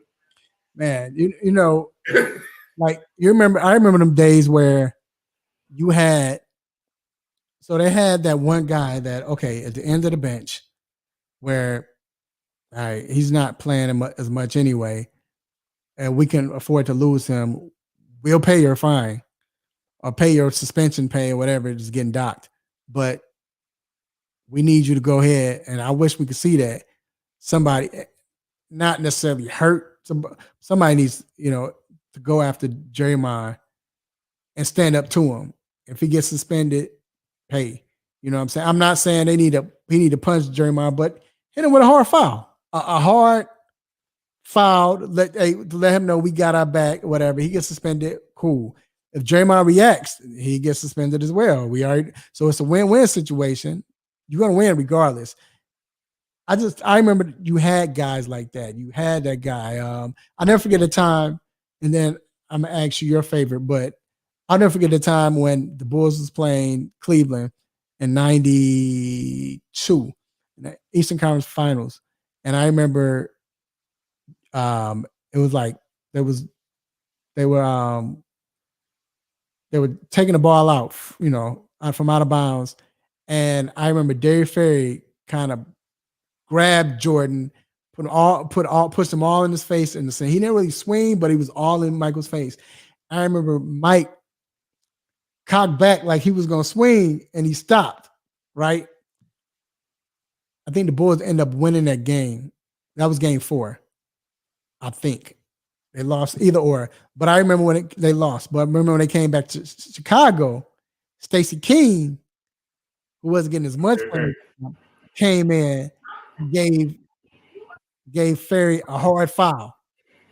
Now, King got tossed out, but that's what you did, So I want to ask you, what memorable fight do you say, man, that was like one of the most memorable fights I've seen? Where you seen like there, not as far as like highlights, as far as like in the 80s or whatever, but that you've actually seen? Like just watching television wise, of course, like I said, I mentioned Charlie Ward and PJ Brown in the playoffs. Like, and they also, I mean, even stuff that's not even full fights. Like, I remember when Jeff Van Gundy grabbed on Alonzo Mourning. Like, but that made Knicks and Heat. Like, that made that rivalry. Hey, but listen what you're saying. Both of those, first of all, you just mentioned it, Knicks and Heat. Then, secondly, both of those were playoff games. Both of those playoff games. Yeah. But now I think as far as the regular season goes, right? You talk about things that we've seen in the regular season as far as like full-fledged foolishness. Like, I remember watching, I remember Larry Johnson caught a hard foul in Charlotte when he was with the Hornets. And I remember somebody, I think it was, can't remember his name of the Dallas Mavericks. He fouled Larry Johnson extremely hard on a play. Now, mind you, Larry Johnson's grandma mind, like, who is fouling him hard? The next possession down, Robert Reed does the exact same thing to, I think it was Jamal Mashburn, the next series down. And like, everybody gets up. Nobody's throwing punches, but you can see the fact of the game got more physical, but everybody started balling out of control the rest of that game. Nobody got hurt. It's the fact of, oh, you did something to this guy. I'm going to get in your face. And now we going to hoop for real. It might get a little physical, might be an elbow or two, but it's good basketball. So that's something I remember. I remember watching Larry Johnson get hit with that hard foul. Like I said, Robert Reed just coming down the court and just taking out Mashburn the next play, which was hilarious. Real quick, I just remember the story where Steve Kerr said that he was like, back in his day, he hated it because back then, if you came off the bench, they started making it automatically fine. Now he was like, "Now I'm not making a lot of money. This is my rookie year." He said, and I just remember, and we were Cleveland, and a big fight came on. It was like, he said he'd be like, "Up, and here go another 30,000." He said he just had to go on the court.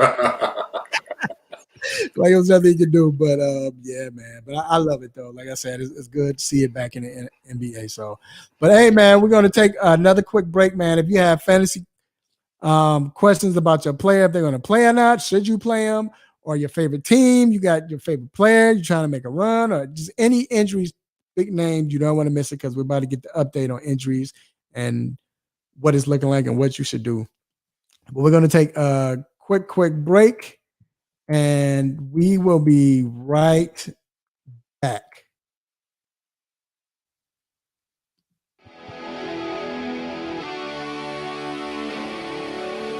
Have a sports injury? Need to see an orthopedic doctor? Ortho Atlanta is one of Metro Atlanta's largest orthopedic and sports medicine practices, providing orthopedic and sports medicine care for the whole family.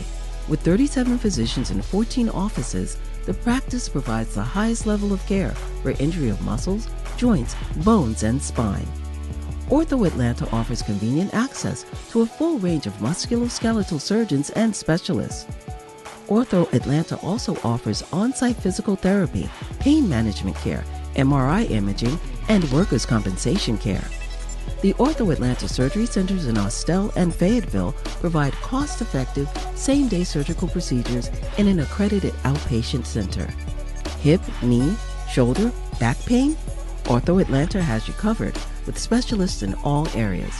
Same-day appointments, orthopedic care for the whole family. Ortho Atlanta, Atlanta's choice for orthopedic and sports medicine care. Learn more at www.orthoatlanta.com.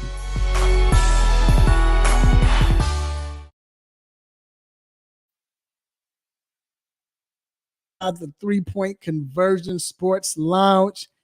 And we have our cousin in the building. Yes, we have family. None other than orthopedic for Ortho Atlanta, Dr. Donnie Fowler III. What's going on, Doc? How you guys doing? We are good, sir. We are good. Sports is, and a lot of stuff going on in sports, college football debate, and NFL, basketball starting up, hockey is here, trades and everything's going on, and Major League Baseball signings, free agency. This is great. Great time for sports, man. This is the best time for sports. So we're going to get into it, Doc. Everybody's talking about Aaron Rodgers. We talked about it earlier. I cannot believe he was cleared to practice and actually practice on a limited basis today. How in the world is he able to do this? Do you believe it was a torn Achilles? And do you think he can actually come back and play this season? Or he will, I should say. Yeah, no, I mean, we obviously he hasn't come back yet. It sounds like he's going to, and we've never seen anything anywhere close to this timeline before. So obviously there's a lot of conspiracy theories out there that he never actually tore his Achilles and it was a sham surgery and blah, blah, blah, blah, blah. And I don't think that's true. He had a pretty reputable orthopedic surgeon that did his procedure that I don't think for medical legal purposes would have faked the surgery. So I think he really tore it. I think he really had surgery. I'm not sure what voodoo and growth factors and magic tricks that they've added on top of that most of the 99.99% of the rest of the population doesn't have access to get it to heal faster. But if he's cleared, I mean, at this point, when you tear your Achilles at this far out, I mean, and it's not that far out, but I think he's 11 weeks or just short of 3 months. I mean, the tendon heals somewhere by like 6 to 8 weeks. So the tendon itself should be healed. It's just getting the muscle built back up, especially that calf muscle above it, which really atrophies so that it's kind of protected and safe, which is usually what takes so long. So again, they must be doing some stellar things to really get those muscles activated. I think with him being truly activated that they're targeting December 20th is what I saw, possibly against the Commanders in week 16 for his return. So that, we're still talking, 3.5 weeks, but that would still be months ahead of anyone who's ever returned from an Achilles. So I'm sitting back with my popcorn like everyone else, kind of curious to see how it plays out. And in a way, I think at his age and what he's accomplished, he probably is kind of like, throwing all his chips on the table and says, well, if I mess it up again, then I'll have all off season and I'm, almost 40 anyway. So I think he's just at a point where he's ready to gamble. So first of all, real quick, Danny, you would just happen to know that you will be back in 3 weeks when they play against your Commanders. That's a coincidence. Also, I wanted to say he might have a praying grandmother. Then to what with his muscles, I know you said they were healing and everything, but if he comes back too fast, what could happen? I mean, he could easily re-tear the tendon if he doesn't have enough muscle strength built back up around it to protect the tendon. That thing can snap even easier than it did the first time. So, right. Again, I think they obviously have to see him. I mean, again, he's just been cleared for practice. It's not like he's playing this weekend, but I mean, that's still amazing. They got to see how he's moving. He has to be able to obviously drop back, cut, pivot, plant, push off, do all the things with his lower body that you need to do. And apparently they think that can be accomplished within the month. So like I said, I'm very intrigued to see how it goes. Yeah, and he should just take what I did. I can give him advice on what I did with my injury. So that you helped me with, Doc. So go ahead, Danny. Yeah, well, again, it's taken my boy Justin Jefferson longer to come back from his hamstring strain, it looks like, than Aaron Rodgers from his Achilles tendon tear. So right. Go ahead, Danny. We're gonna start calling Aaron Rodgers. If he comes back, we're gonna call him Wolverine because Wolverine's the only person that can pull this off. But Doc, you mentioned hamstring injuries, and there's one hamstring injury that's been going on that's lingering for a team that needs all the help possible. T. Higgins is still dealing with his hamstring issue, and the head coach Zach Taylor said that he might have a chance to play this week. Do you believe him? And we're in the middle of fantasy season. Do you start him on your fantasy team, and if so, how much do you think he'll play if he's actually in the game on Sunday? Yeah. So as someone who has on both my fantasy teams, Justin Jefferson is my wide receiver 1 and T. Higgins is my wide receiver 2. This has been like a fun season. But with T. Higgins, I mean, he's been out 3 weeks in a way, and he hasn't practiced. Like he hasn't even been limited. He's been out the last couple of weeks. They haven't even had him designated that he's been practicing. So it's kind of weird to me that a lot of these hamstring injuries, they've immediately put the guys on IR. They've immediately missed 4 weeks. So when they didn't put T. Higgins on IR, it's kind of like, oh, all right, well, it must be pretty mild. He'll be back before 4 weeks. But now we're coming up. This Sunday is 4 weeks, and he still hasn't logged the practice. So it's going to be interesting. They have a Monday night game, so I think their first official practice isn't until tomorrow when we'll get a little more information. But it's almost like, well, if he's not playing, why didn't they put him on IR in the first place? Because, you'll have him out for 4 weeks anyway, and you could have used that roster spot. So I think it means that they expect that he might be out there, even though we haven't seen anything from him the last 3 weeks. From a fantasy standpoint, if you have been his owner and you've probably kept him, you've obviously had to make other plans because even before the hamstring, unfortunately, he wasn't as productive as he's been recently. I think he's really only had like 2 good games this year. So if you have other people available between him coming off a hamstring, having a backup quarterback throwing, and you don't know how, what his snap count's going to be and how much they're going to mix him in, I would be hesitant to start him this weekend, even if he's active and playing, because I'm not sure you're going to get a full, performance from him. All right. And Jonathan Taylor, another running back that is either on a bye or injury. We talked about this before as far as our fantasy teams that affecting our fantasy teams, but he just got injured and he's having surgery on his thumb and will miss some time. How long do you see him being out? And just be out for the season unless they make the playoffs. Yeah, no, I mean, that's another. I don't have Jonathan Taylor on my team, but if you've had him, it's frustrating because obviously you had to wait for him to come back, and that was a little delayed. And now he's just obviously hit his stride and has had some good games, and now he's going back to the bench. So I think he already had the surgery. He played through it somewhat to the extent of the game, but then I think once they got more imaging after the game, they realized it was more serious. They are saying they're not putting him on IR, which means they certainly expect him back sooner than 4 weeks. So the number that I've seen or heard is 2 weeks that he will be out. So probably this week, week 13, and probably week 14. And I would probably anticipate him being back by week 15. And Doc, and changing gears, we talked a lot about NFL, but we had a major injury happen in the NBA over the weekend. Charlotte Hornets star LaMelo Ball is out again. I said again. He has him on the NBA fantasy team, Dr. And I'm a Hornets fan, so this is even worse. Right. This is LaMelo's 3rd ankle injury in literally 4 years. This time, it's a little bit more different because this is sprained ankle, but he was wearing ankle braces and had said that the braces were irritating him to the point where he just wasn't wearing them anymore and just going with the tape. On an ankle injury like this, when he had surgery, what types of things could have caused it to irritate him when he was wearing a brace? Is there any particular type of surgeries or procedures that might have caused that irritation to happen?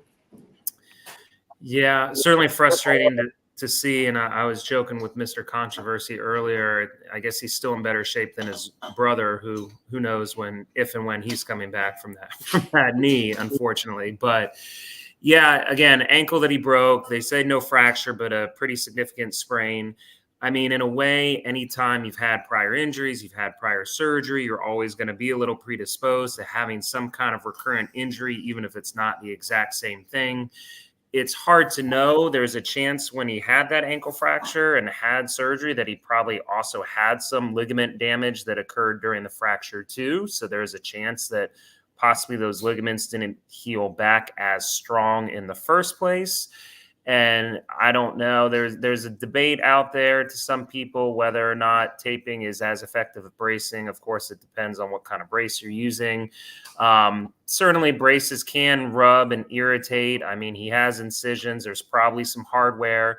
And even those screws, I mean, he's not a big guy. So sometimes the plate and screws down around your ankle, there's not a lot of soft tissue over that. Those can rub, and you can actually feel that underneath the skin. So there's a chance that maybe the brace was just kind of irritating some of that hardware that's not too deep underneath the skin. And that's kind of what he was referencing in regards to that. All right, Doc, we thank you for that info. And now it is time to go to our picks. And first off, we're going to go with the UGA Bulldogs going up against Alabama Crimson Tide. UGA is number 1. Alabama is number 8, ranked number 8. So, Doc, I'm going to start with you. They are a plus 5 plus 5, right? Or is it 5.5? It was 5 when you sent it out. Georgia favored by 5, or Alabama 5-point underdogs when you sent it out. Okay, so who you going with, or what are you going with the what they have with the plus 5? My wife, who's in the background, who went to Alabama, I'm going to ask her to go earmuffs, but I expect Georgia to cover the 5 points. They have a 6 now. They have it plus 6. Okay, so yeah, a lot of people are jumping on that. They were jumped on that 5, so now it's 6. But yeah, I'm kind of going off of recent performance. I mean, you never know when you're going to see Alabama and Georgia in the SEC championship. And obviously, a couple years ago, Alabama got Georgia in the SEC championship. Georgia still ended up winning the national championship. But so I think it's a little bit of a wild card. Alabama is certainly playing a heck of a lot better than they were earlier in the season. But I also think Georgia is playing a heck of a lot better than they were earlier in the season. They both kind of are going to lay it out there. I mean, if Georgia loses, depending on what happens, believe it or not, I don't know if there's an actual guarantee that they would make the playoff. I think more than likely they might, but it still could be tight depending on how some of those other games shake out. So I think they're going to be ready to play. I think Georgia has more talent overall, and I think it will be close, but I see it maybe Georgia by a touchdown. So I'm going to go covering the 5 or the 6, whatever we want to say. So, okay. Sorry, I love you. That was my wife. Go ahead, Danny. I'll make Dr. Fowler's wife a little bit happier this one. I think Alabama covers the 6. I think the way Nick Saban in the SEC championship game, I can't see them losing by a full touchdown in any situation. I still think Georgia wins the game, but I think it's a field goal involved in it. I think I'll take Alabama to cover the 6, but I think Georgia's going to win the game. All right. I think Georgia's going to lose. What kind of made me come to this conclusion? First of all, I think Alabama is better than what everyone is giving them credit for. But I saw Georgia play Georgia Tech last weekend. We all saw, if you watch the game, I was shocked at how they struggled against Georgia Tech towards the end. Like, it wasn't, usually Georgia starts off slow and then they come back and just beat everyone. They didn't really do that against Georgia Tech. But you can't do that against Alabama as well. And Alabama plays the same game. They start off slow as well. But I do think Alabama is battle tested. I think that win against Auburn gives them all the confidence in the world. And I just feel like now he's had Saban's number. Kirby. I get Kirby Smart. I get it, but I just feel like Now I'm thinking about it now because Kirby Smart knows every trick to Saban. He's been with Saban forever, so he knows Saban's tricks. But I'm gonna go with Alabama. I think Alabama wins this game. So I would say just keep in mind talking about Georgia struggling against Georgia Tech, but that Auburn team that Alabama needed a prayer to beat had just gotten spanked by New Mexico State by like 20 points a week before. So but it's a rivalry. Just saying. Right. You're right. But I knew Auburn was going to play them tough because it's a rivalry game. And I think that's why Georgia Tech, like I was saying at the Georgia game, and we can move on. I was saying Georgia's not realizing or not even thinking about a rivalry game, but Georgia Tech is. Georgia Tech is playing like they're playing their rivals. And they played them well, but you're right. You're right. That's something to think about. And now we got the number 5 Oregon going up against the number 3 Washington Huskies. I don't understand why the teams with the worst records are listed as the home team. I don't get that. But either or, Danny, we're going to start with you. And that's they have Washington at a plus 9.5. Actually, Washington home game. I'm sorry. I apologize. They are home team. It really doesn't matter. It's still a neutral site game. Still, they're plus 9.5. So there's no way Washington covers at 9.5. That's absurd. Oregon's lost one game all year. Oregon's not a bad football team. They're a really, really good football team.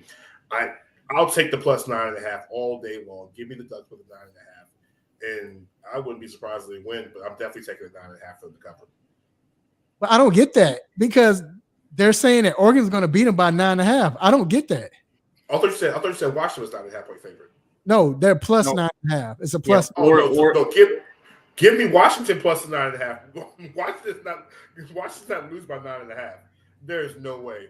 I think Oregon wins the game, but I think Washington makes this, like I said, like the Georgia game, a field goal battle. I think it's going to be a closer game than you think. No, give me Washington plus 9.5. Penix is about to win the Heisman, by the way. This is going to make Penix win the Heisman at this point. I think Washington's going to win. This looks like it's shaping up and brewing to be like Utah beating USC. It's going to be a point. I don't think Oregon is going to be mental, and I feel like they won't. It's going to come down to end of the game, and I think Washington's going to come back and they're going to win the game. So I have Washington beating Oregon. So I'm taking it.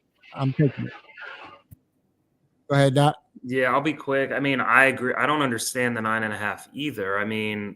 We're talking about an undefeated Washington that already beat Oregon, their one loss this year. Now, granted, that was at Washington, but still, I feel like 9.5 for a team that already beat the team is pretty disrespectful. So I think Washington sees that and like, are you kidding me? Like, all right, let's go. I wouldn't be surprised if Oregon wins. I agree. I think it's going to be a close game, but I don't see any way that they win by 10 points or more. That's kind of absurd to me based on that Washington team and the offense that they have. So give me Washington to cover, even if they don't win. I think they're covering 9.5 points. All right. And let's jump to these NFL picks where let me give you an update on the records right now. As far as the records, and I have to give it up to Rue, because Rue is still able to, like I said, his schedule, he's working that out, but Rue is able to still pick. And Rue went 0-4 because he didn't pick, and that's just the rule. If you don't pick, hey, you know what I'm saying? But yet still, Rue went 4-0 last week. So Rue now jumped back to 30-18. Mr. Controversy, myself, is 28-20, and Doc is at 25-23. So how did we go on draft? What was that? 2-2 or 3-1 that week? Oh, you picked Minnesota. No, you picked who did you pick last week? I think you picked. Okay, I was 6-0 last week. We'll say I was 6-0 last week. It's fine. I'll take 6-0 last week. Well, you picked New Orleans, and who New Orleans played last? Atlanta. You picked Atlanta, so you won that. You picked Pittsburgh. I don't remember who you picked between Houston and Jacksonville. I was 6-0 last week. Let's go this week. Let's get on this week. Anyway, so I'm gonna start off with Seattle versus Dallas. I'm changing my pick, man. I'm going with. I'm letting y'all know. I'm going with Dallas. I don't even know if Walker's going to play. Like I don't know what I was thinking. So I have Dallas winning this game easily. They're playing well. They're in Dallas. Seattle has a great defense, but very good defense.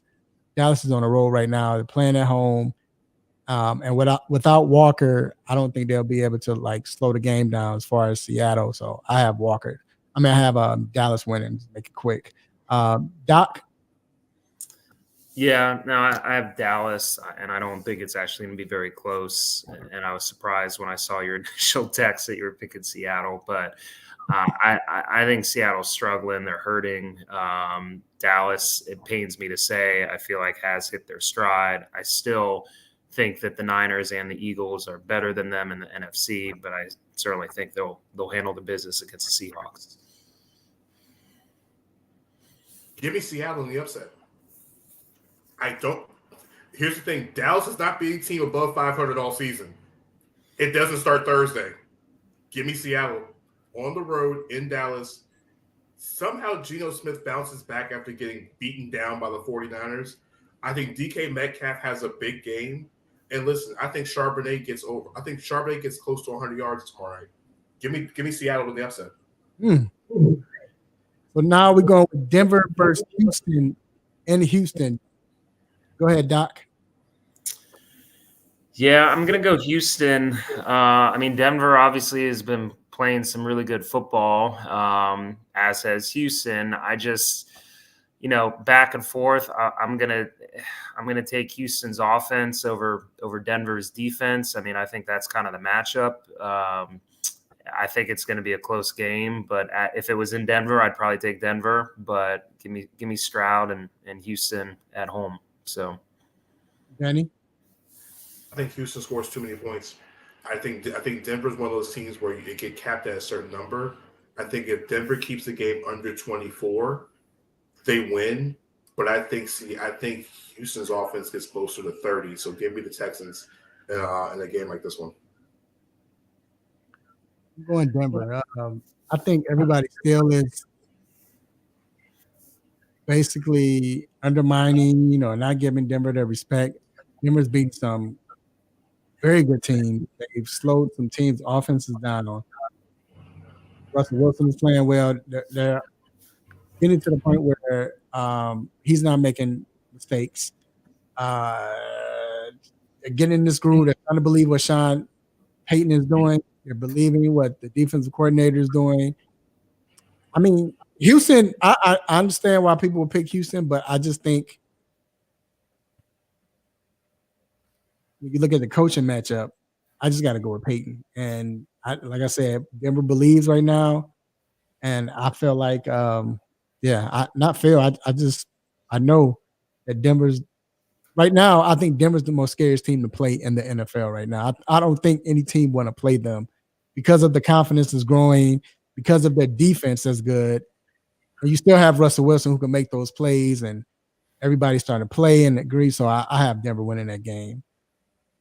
Next, we have Cleveland and the Rams. Mr. D. Thompson, who are you going with? Give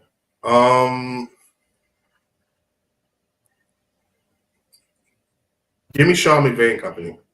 I think not having Deshaun Watson is a problem. I think Cleveland's going to have a hard time scoring.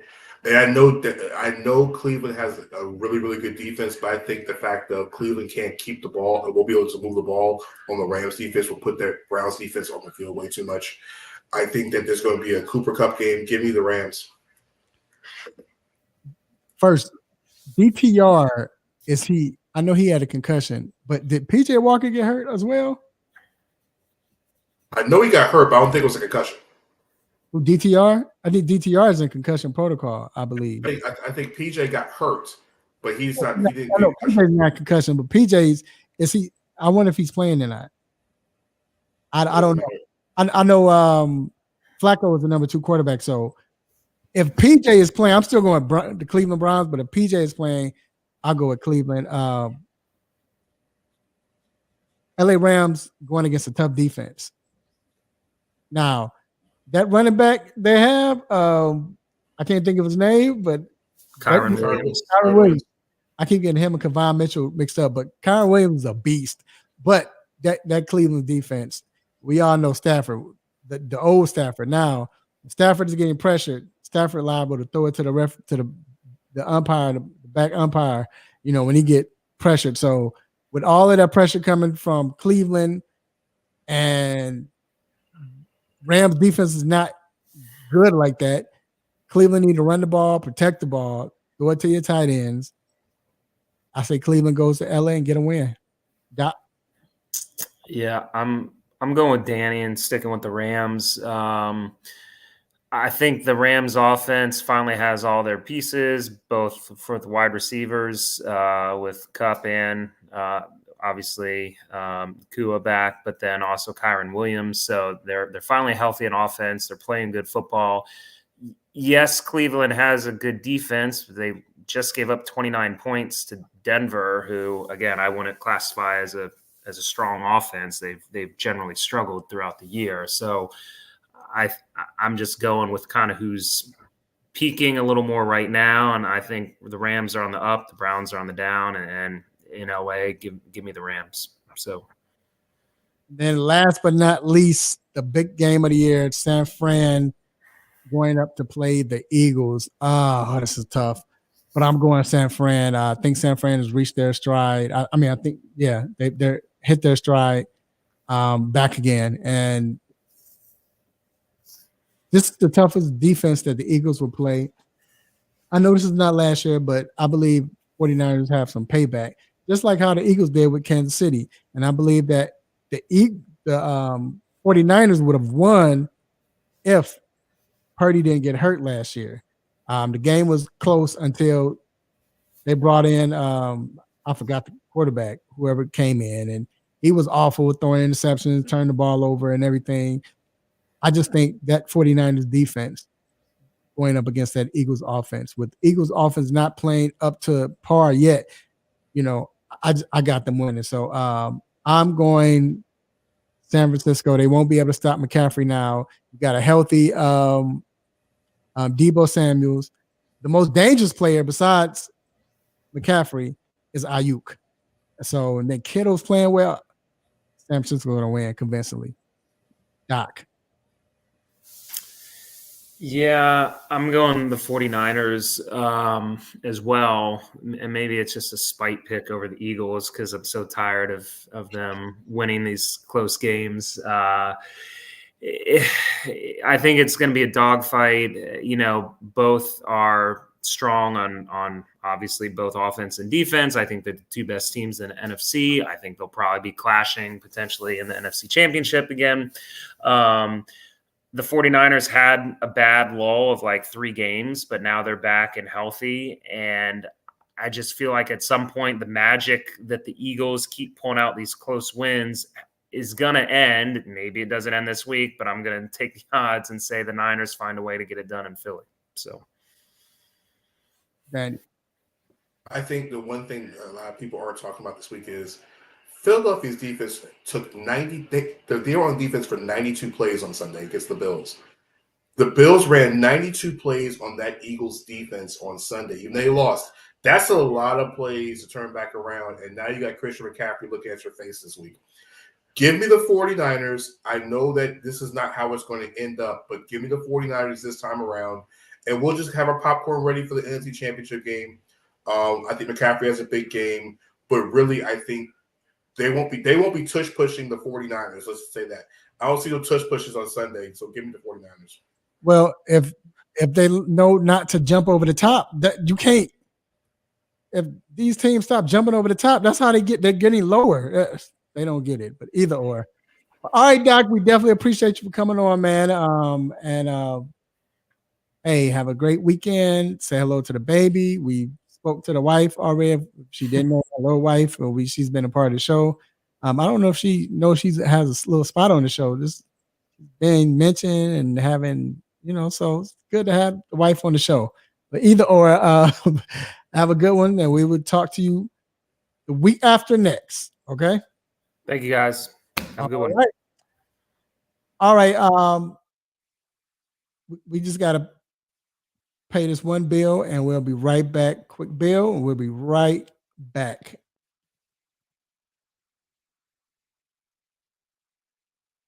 What's good, everybody? This is K Boogie here with your food for positive thoughts on the 3-point conversion with our boy, Mr. Controversy and Rue.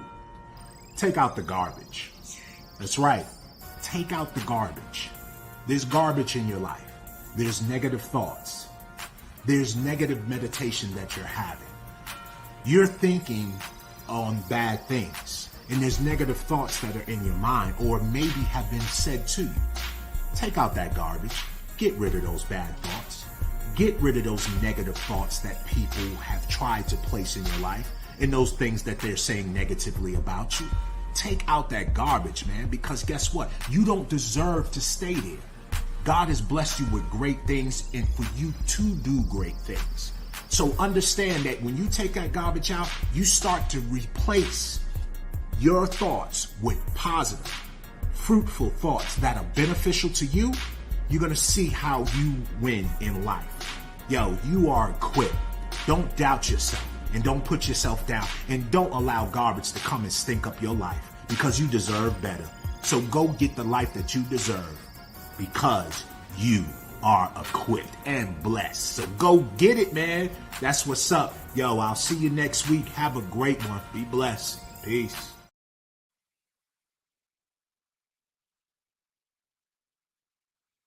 And in the show, we hate to do it. We had a great time. I had a great time. Danny, I don't know about you. Always is good. But like I always say, man, around this time, hey, man, if you hear this music, you already know what it means. It means it is time to let you go. But before we let you go, we have a couple of shout outs. Stay tuned because you might be one of them. First of all, I want to give a shout out to the Almighty God for giving me this platform to do what I do, say what I say, make you all mad, want to give me the stop button, happy, all of that. I appreciate it. Also, I want to thank our guests. I want to thank Best Defense Jews for coming on. As always, we got to thank Dr. Powell for coming on. And I got to thank my partner, my road dog, Danny Thompson, for being here. And thank Mr. Thompson. I'll just leave it at that. But, Mr. Danny, anything you want to say? So, first and foremost, thank God for this entire platform. People know they say Raphael and I's friendship has gone way beyond friendship. We're brothers. We're brothers at this point. We're blood, even with the beards together. But big shout out to my wife, my lovely wife who's downstairs. Everything that she and we've endured this week, and just in general, that she's been the rock and the strong point of everything going on. So big shouts to her. Big shouts to everybody who's in the chat tonight. Every person, Ab, Alan, Juan, my guy Dre, everybody who stopped in the chat. But just by leaving a comment, it shows that we're doing something right here. So big shouts to all those folks. Like I said, those who are praying for us and everything. We really appreciate everything. And this is my way of saying thank you. So yes, sir. Shout out to my guy Rue. Also, what up, Rue? Big Rue. I forgot Rue. Can't wait to have you back to see my brother. All right. And I want to thank, like Danny said, everybody's in the chat. Juan, what up, cuz? We got Ab Stanley. We got who else is in the chat? Dre Carter. Gray. We had Greg Santana was Greg was in there. Everybody else who's listening, who's going to hear this as a podcast, we appreciate you. Also, I want to say hello to my beautiful wife, lovely children, my nieces, aunties, uncles, nephews, brothers, sisters, cousins, grandparents, play cousins. Hey, let family know that you love them while they can still feel it, love them while they're still alive. Make sure you be safe, be good, drink responsibly. Hey, next week we won't have the show. I'll be traveling, I'll be out, but we will be back the week after that. Watch some sports, drink, do everything, man. Have a good time, man. And hey, next week, same time, same show, same crazy host, same for nonsense. When you miss me, I'm out. Peace.